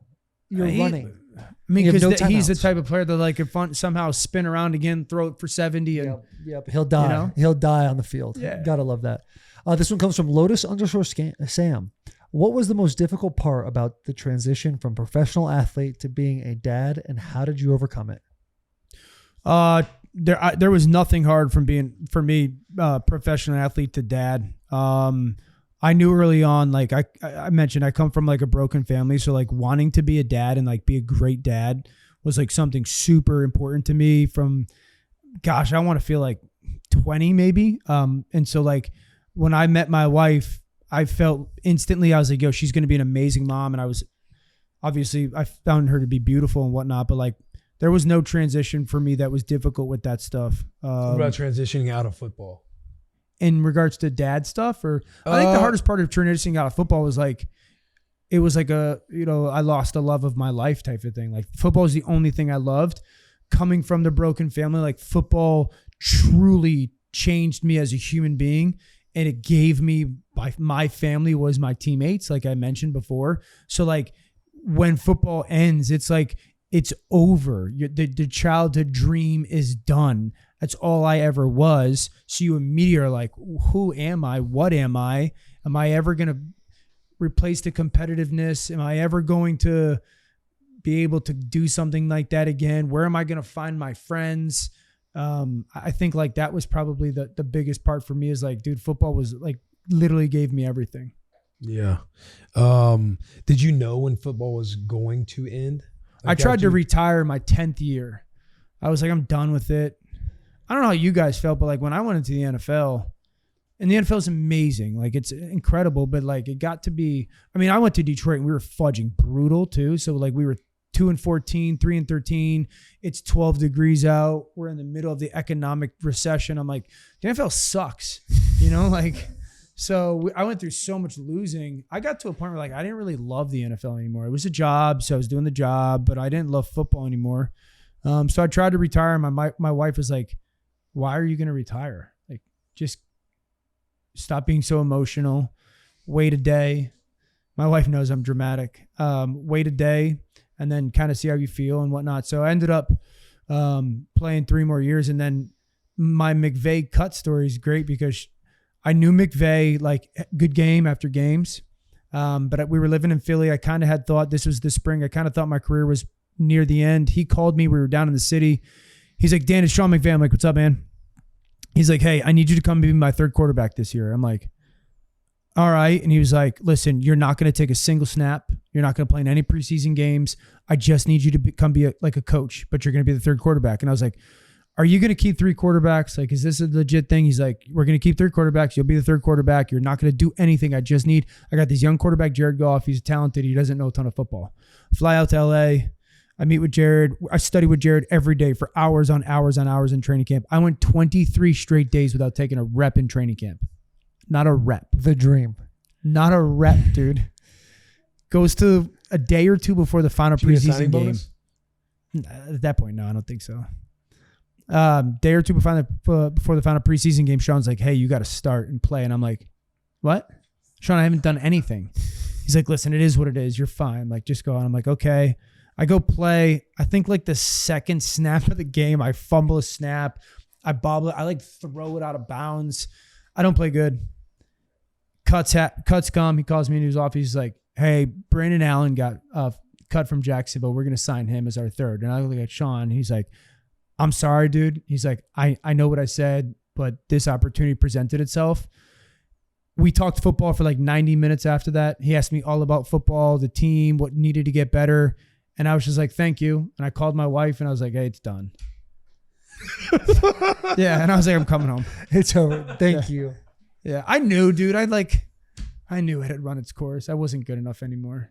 I'm blown away by like Flacco and what he's doing. So What Flacco's doing is incredible. Yo, how about old Phillip Rivers? That was a bag play.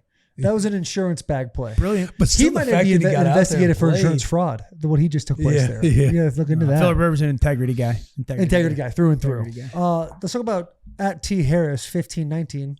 Who is he picking to win the Stanley Cup? Stanley Cup. I'm gonna go with the.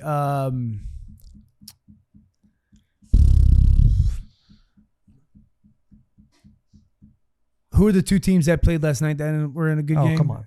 Oilers. So the Oilers. Pittsburgh's down too low.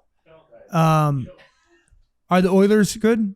Yeah, they're always good. They've got it's been Connor McDavid? Connor McDavid, but we saw the Olympics. He's a little washed. Y'all talking about hockey. Yeah, Connor McDavid. They say he's the next one, but he missed a wide open. He missed a breakaway shot in the Olympics. So I'll say Edmonton, and then who has to play opposite? I don't know anything about hockey. You got them. Listen. I don't follow a Oilers. whole lot of hockey.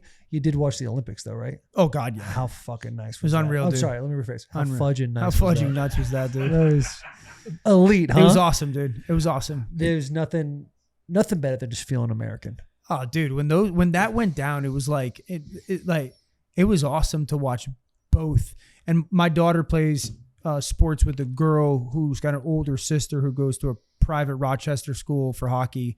Her dad's a hockey guy, and 3 of the girls that were on that team are from that school. And so we followed a little bit because of her. And so like watch the girls win it and then watch obviously the Hughes goal. It's like, dude, there's a kid I play with. I played with at Michigan, Michael Schofield. He was married. He's married to one of the girls that are on the a women's hockey team. So we follow a little bit there. But my wife is from Canada. Oh yeah, she's from British so is this Columbia. guy. Yeah. So house divided. 4 Nations tournament almost ruined us. Sure. This almost ruined us. But when we won, dude. Yeah. I mean, their family will never have an easy night's sleep with me around anymore. They'll have to kill Amen, me. bro. I think those days are just so cool nowadays because like we live in a different time, obviously. Yeah. Than it was 40, 50 years ago. And I think it's like one of the rare days that everyone just feels truly like cool to be American. Yeah. You know? And like we just don't have that a lot nowadays, I guess. That's how we should feel every day. Yeah, dude. It's like finally we're not arguing about the stupidest stuff in the world. Yeah. We're just like, this is cool to be American. Yeah, we got the best sports team. Yeah. We are the best. This one here from A_more1. Which team could really surprise people next year if they have a great draft? For Danny O. Which team could really surprise people next year if they have a great draft? I want to pick an actual surprise team. I'll say the Giants, because they have 5 and 10. Tennessee's not there yet, I don't think. Damn. I know you were going like this to me. I know, but you did like last coaching staff. It's kind of like, you got Dable and you got Saleh now. Yeah, both guys that I love. They're going to find ways to win that game. I still think you got to get a really good receiver. Yeah. Elick back to Cardinal led Tate? them in receiving as a wide out. Chig is gone. Yeah. So it's like, and Wando's a nice player, but Wando's inside. Rid is up and down. I was pretty vocal about Wandale. I'm a big Wandale fan. I think nice player, dude, awesome. but you're not putting when Wandale Neighbors went down this outside. year. Yeah, true, but he's dicing anybody up man to man in the slot. Sure, but you got to have outside players. Do you like who's the ASU cat? Jordan Tyson. He reminds me of Odell. Really, dude. Him or Tate? I'm a tight. I would take Tyson. Yeah. Would you take? Was he valuable enough to take at 4, or would you trade back? Oh, I would take him at 4. Okay. I think he's that good. Is that your pick for the Titans? I would take him at 4 if I were the Titans. Uh-huh. There's a lot of people tying the defensive Sonny Styles or Arvell Reese to it, but like I hired a defensive-minded head coach who I have a track record of taking good players, making them outperform necessarily their skill set. I spent a ton of money on defense, and it's also like, dude, these is like the next 2 or 3 years are really important for Cam Ward, like really important. So yes, they're important for my team, but like they're really important for the quarterback to take big steps. Yeah. Sonny Styles is going to be an alien. There's a question about your pants from whenever it was the nude. Yeah, in London. That was in London. Where'd you buy those? Those are made from a suit guy in New York. I honestly don't pick my clothes. I swear on everything. I go to my wife. I say, I need a suit, or I need 3 suits for Pittsburgh for the draft. She'll go tie or no tie, and I'll say tie or no tie. And that's it. And so she just picks them out, and I throw them in the suitcase. So she just happened to pick that one out. It was like, I forget, the top was like a navy maybe. And this was like almost like a tan, khaki, light copper type of color. And I just remember I've had 2 moments like that on Monday Night Football. This moment, because I remember doing the pregame, going to my phone and being like, why is all that activity? And like, fudge, dude. And I'm like, why? What is happening? And then here? the fart, that I did on Monday Night Football when I think Big Cat did it, and I was like, fudge, dude, this is gonna be another one. Yeah, it's tough to go through. I have a question here from _Jack Duke _. It's been just over 2 years since his fart heard around the world on McVay. Has he learned to control his bowel movements on TV? I can do it right now if you want me to. Dude, do it. Do it. No, I'm not gonna fart, dude. It'll smell. Dude, I'll fart with you. If you think you can, do it. I can. I'm not gonna fart, dude. It's gonna Get one smell. in the chamber. It's like a fart pod. Let's go to the chamber. This Put is it like up to your the mic. videos when you said, "Let's go take a walk." Yeah. Put it up to the mic, dude. Dude, no, dude. The last thing I need to do is do that. I've got enough stuff on the internet about me. That was 100% a windshield wiper. Go ahead, man. Gotta get you Was that real? I just let one out too, but it was a little. Come on. That better not smell, dude. His stink, bro. It can at times. Go ahead. No, man, I'm not. Safe gonna do space, it. safe space. I'm not gonna do it. Okay, fair enough. Willie, you're stinky. Oh, this one is from @_Will Compton. Dan, when will you admit Jalen Hurts? That was a gross one, dude. That's an acai bowl with protein powder. That's plant protein. And honestly, there's nothing to it, which is a good thing. Yeah. That's plant protein right there. That's acai bowl with no, that's whey protein. Whey protein? I won't do plant protein. Plum, did you write this one? I did write that one. Supposedly from me, Dan, when will you admit Jalen Hurts is not a top 10 QB and is the problem in Philly? I never said he wasn't part of the problem. Oh, I'm such a good wordsmith. Danny-O. There's obviously issues. I think it's interesting. Like, I think there's 2 quarterbacks that are like highly, highly successful quarterbacks that it just feels like massive years for them. One is Jalen. yeah. I'll give you a chance to guess the other one. Massive years for them. Like, this is a big year for him, for the team, for him and the team. I got you. Joe Burrow. 100%. Without a doubt. You know, it's like, I know it might be so crazy far-fetched, but just hearing some of the stuff that's come out of Philly, and then Schefter this week talking about like, hey, the Dexter Lawrence trade, they got like these are like massive years for Jalen. Like, if both of those situations go poorly, whether individual performance or team performance, it's not in that league far-fetched to see those guys not there in 27. do you feel similar at all with Lamar Jackson? No, I don't know. Lamar in Baltimore is the future? Yeah, like if he has a bad year. Because obviously the Ravens underperformed last year. No. I know he was injured, but Yeah, all of the early part of last year was everybody being like Ravens best roster. I don't think in that the the NFL. Burrow thing would be a team thing. I think that would be a Joe thing. I could see the Joe thing I because think that Joe's would be- issue is not his playing; Right. it's his team where they lack in the other I areas think and that would keeping be him healthy. A Joe thing. I think isn't that the same? Isn't that Lamar? It's not a place thing. different. It's the guys around him and keeping him healthy. I don't think Lamar would. No, because I think like- the guys around him are talented. I think Lamar was unhealthy last year.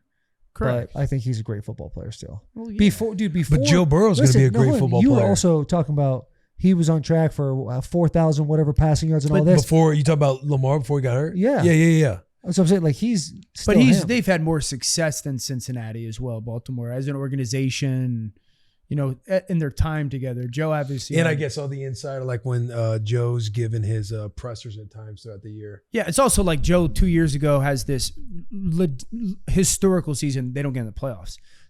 Lamar has the historical season. They're like the 2 seed in the playoffs, right? So it's like I think that's the vantage point. Knowing everything you know now about football, if he were to go back to UConn, do you think he'd be successful? Like, would you think he'd be more successful? Like, everything you know about ball, everything you've learned. No. I was about as good as I was going to be. I like maxed myself out.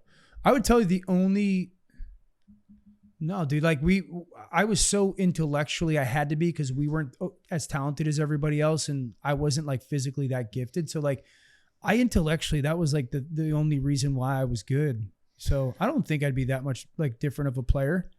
I did a bad job serving up this question. This is from @RealSeattleMike. If Dan pulled a Chad Powers, does he think he could win a national championship?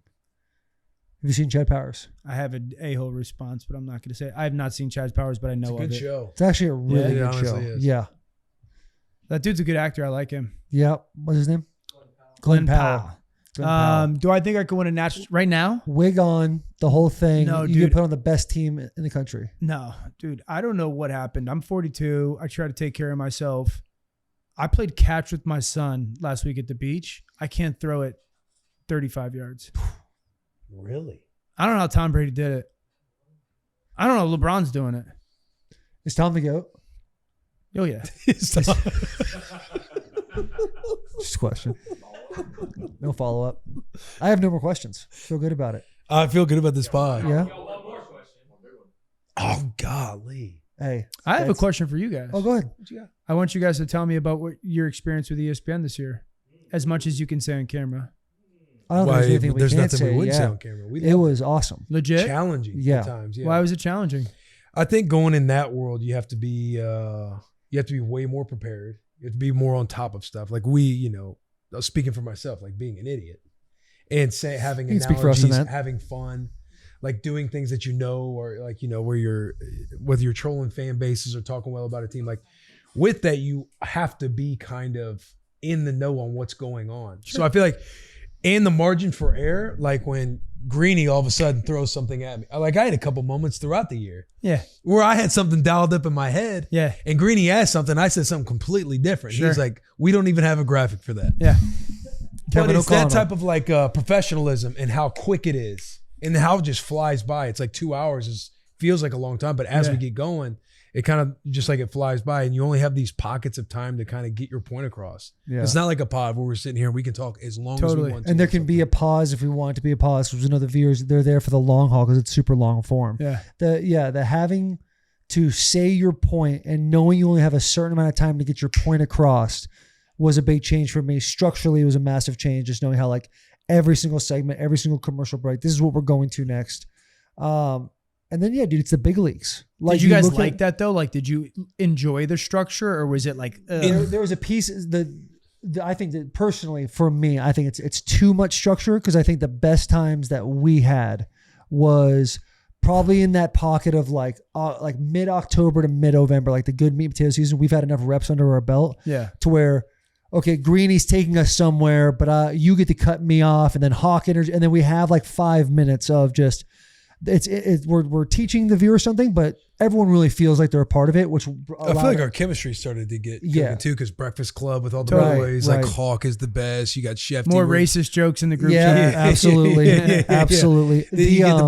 The hardest thing, like, do you remember like your freshman year of college when you go out to camp for the first day of camp? Yeah. And you go out and it seems like everybody knows what drill is going on except for you. Yeah. And so you're kind of like playing catch up for like 3-4 days, being like, oh, okay, now we go to this drill, then that drill, then there's team, and there's this.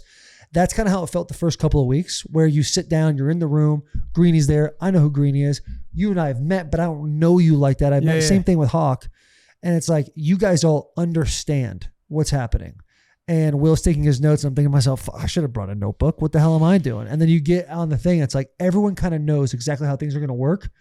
And you have so much anxiety about it. And then the show's over. And the next time you kind of see it a little more and more clear. That was the hardest part for me, was those first couple of weeks of being like, okay, what are we going to talk about? Why do I not get to know what I'm talking about until Wednesday afternoon? Yeah. I would love to know Tuesday.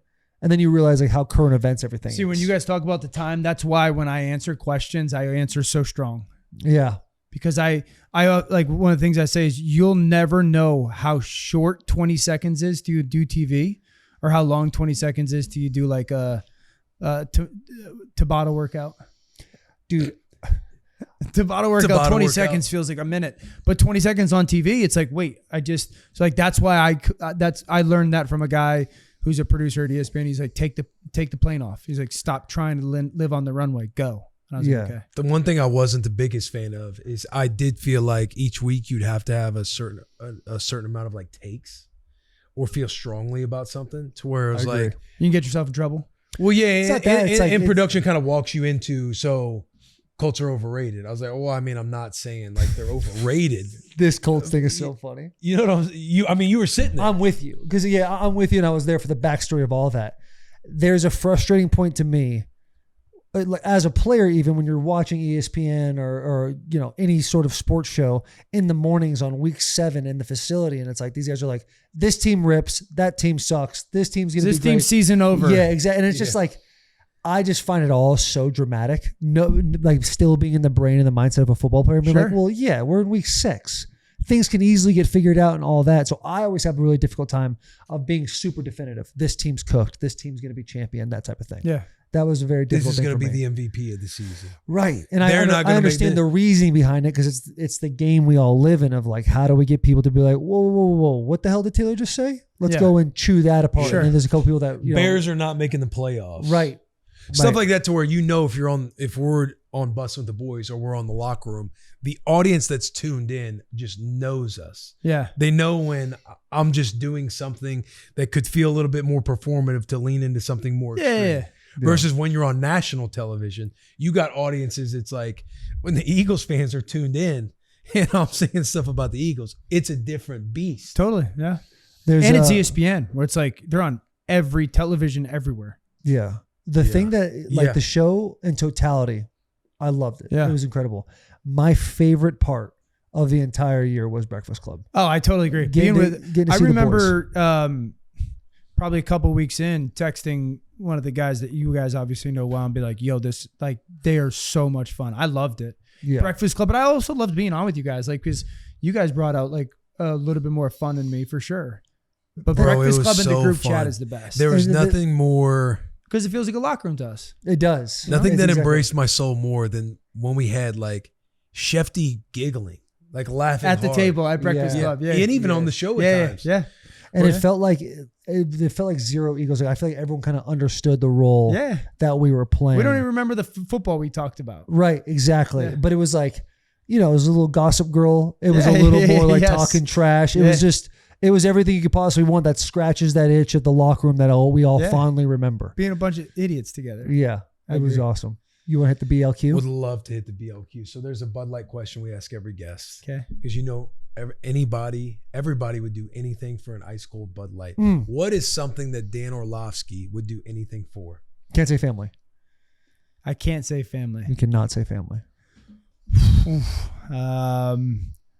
I would do anything for.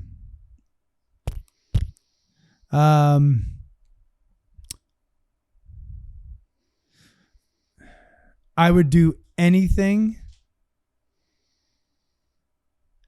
You're gonna give me it by 15 seconds here now, because I would my natural reaction would be something from my kids, something from my wife. Right. But get off the runway. And I don't want to be overly emotional because I'm an emotional person. I think I would do anything. I would do anything to tee off at Augusta on the last week of May at 3:40 p.m. I love it for you. That means you're finishing 17-18 like sun. We got 30 minutes of sun left. God. That would be glorious. With an ice cold Bud Light in the hand. Man. What? Walking? Yeah. What? Gotta get your steps in. With like 74 degrees outside? That'd be amazing. Dude, incredible episode. Loved everything about it. You're the man. We have Dano, a round of applause. Give him a round of applause.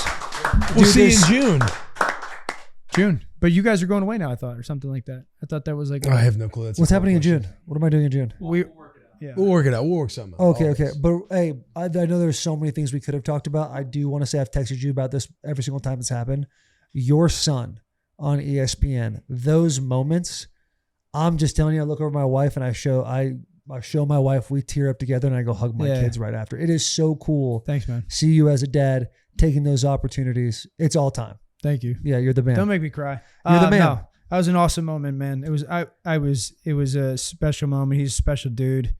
I was joking. I went to the week after was the Masters. I'm not joking about this either. This is not embellishment. I was at Augusta on Wednesday. He was the talk of Augusta National. Like, I must have had 1,000 people at Augusta come up and be like something along those lines. And I went home to my wife. I was like, yo, he was the most talked about person at Augusta, it felt like today. So yeah, awesome. It was awesome. He's gonna doing some art for backyard baseball, which is let's go. Yeah, I was obsessed with the baseball backyard game. rips. Yeah, he just drew 2 characters. They asked him to draw characters, so he drew 2 characters from last week. And like Jason Kelsey's bringing that back, right? He's like one of the people investing in it. He's part of it. I think he's part of it. Yeah. Now he drew a Pablo. character that already exists in the backyard. I think world? he drew 2 characters that already exist. Yeah. Who? Do you know? Mr. Clinky, the robot pitcher. Am I right with that? Yeah, I think there's a robot pitcher out there. And then one character that I don't think has been revealed as a new character yet. Okay. Off camera. Okay. Yeah. Okay. Yeah. Yeah, he's the man. He's a good dude. Did you play backyard baseball? No. No, when my wife they reached out to my wife and my wife sent it to me. I was like, I don't know this. And then we have a group chat with a dude who works, a buddy of mine, Dave Phelps, who works at Samsung. And he's a little bit more into maybe like the video game world or whatnot. And he was like, yo, that game is enormous. He knew all about it. Bro, that's our childhood. Yeah. Like, get on there, play. Yeah. My childhood was like Twisted Metal. Same.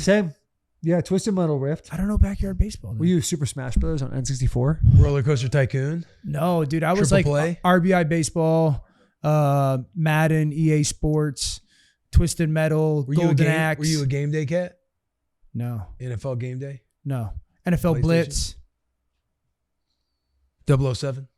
Nope. I was never smart enough for like the strategic games. They were like too boring for me type thing. I needed like action. Yeah, you needed action. Hold on. 007 is some action. 007 is just straight action. Yeah. My kids are now getting You literally video walk games. around, you get the gun, and you're just... Wait, can I tell you I told you I had a bet that I lost that was worse. Yeah, please. I'll share this bet with you guys because I'm battling with it. So we have the 14-year-old triplets. I'm not being offensive to anybody, but we have chose like for them, they don't have cell phones. And we've like totally made the commitment, like no cell phones to the end of 8th grade. There's one other kid in 8th grade in our town who doesn't have cell phones other than our 3 sons. And it's one of their buddies, his kid named Bo. So, and it's been a good thing, all that. We're down at the beach last week in Seaside, and my 2 sons, Hunter and Noah, who are Madden's brothers, they go, us 2 versus you and mom in spike ball. If we win, we get cell phones next week. We're sitting on the beach having a good time, and I'm like, there's no way you 2 idiots are beating me and mom. My wife's a good athlete. My wife could have gone and played college, lacrosse, all that. Good athlete. They fudging boat raced us, dude. So now I have to go get them cell phones. And I would rather get a baseball bat to the mouth. I'm with you, dude. Kids and phones is just a terrible combination of all the horrible things. We've held off for so long. Yeah. But I'm so mad we lost this bet. I'm way more mad than the Michigan. So if your bet. son came out The and Michigan said, one, you're really not following through with. There's nothing to be mad I will about. eventually. your son's like, hey, Dad, I listen to Bussin' with the Boys. I heard Bussin' with the Boys. So if I can take this metal bat to your mouth. Is it a 90s metal bat? Because those metal bats stunk. Sure. Oh. He said, we go in the backyard right now. You let me take this metal bat to your mouth. For real. You can hold off. Not to my mouth. I'll take that back. But you can hit me. Houdini shot. Stomach? Absolutely. Houdini shot. Yeah. Absolutely. Well, what did you get in return? Just want to make sure we cleared up the mouth. If we had won, Yeah, if y'all had won. they weren't going to get it till junior year. Bonnie, that's a big L. Dude, That's yeah, a that's massive I L. was yelling at my wife like I was Danny Hurley. I was looking at her like, what are you doing? And she like finally got to the point where she's like, yo, stop. And I was like, her Hyundai stunk that day. I was so mad. So yeah, cell phones. It's heartbreaking. Hey, we appreciate you coming on, man. Yeah, Good to be bro. with the boys. Big hugs, tiny kisses. Drop comments.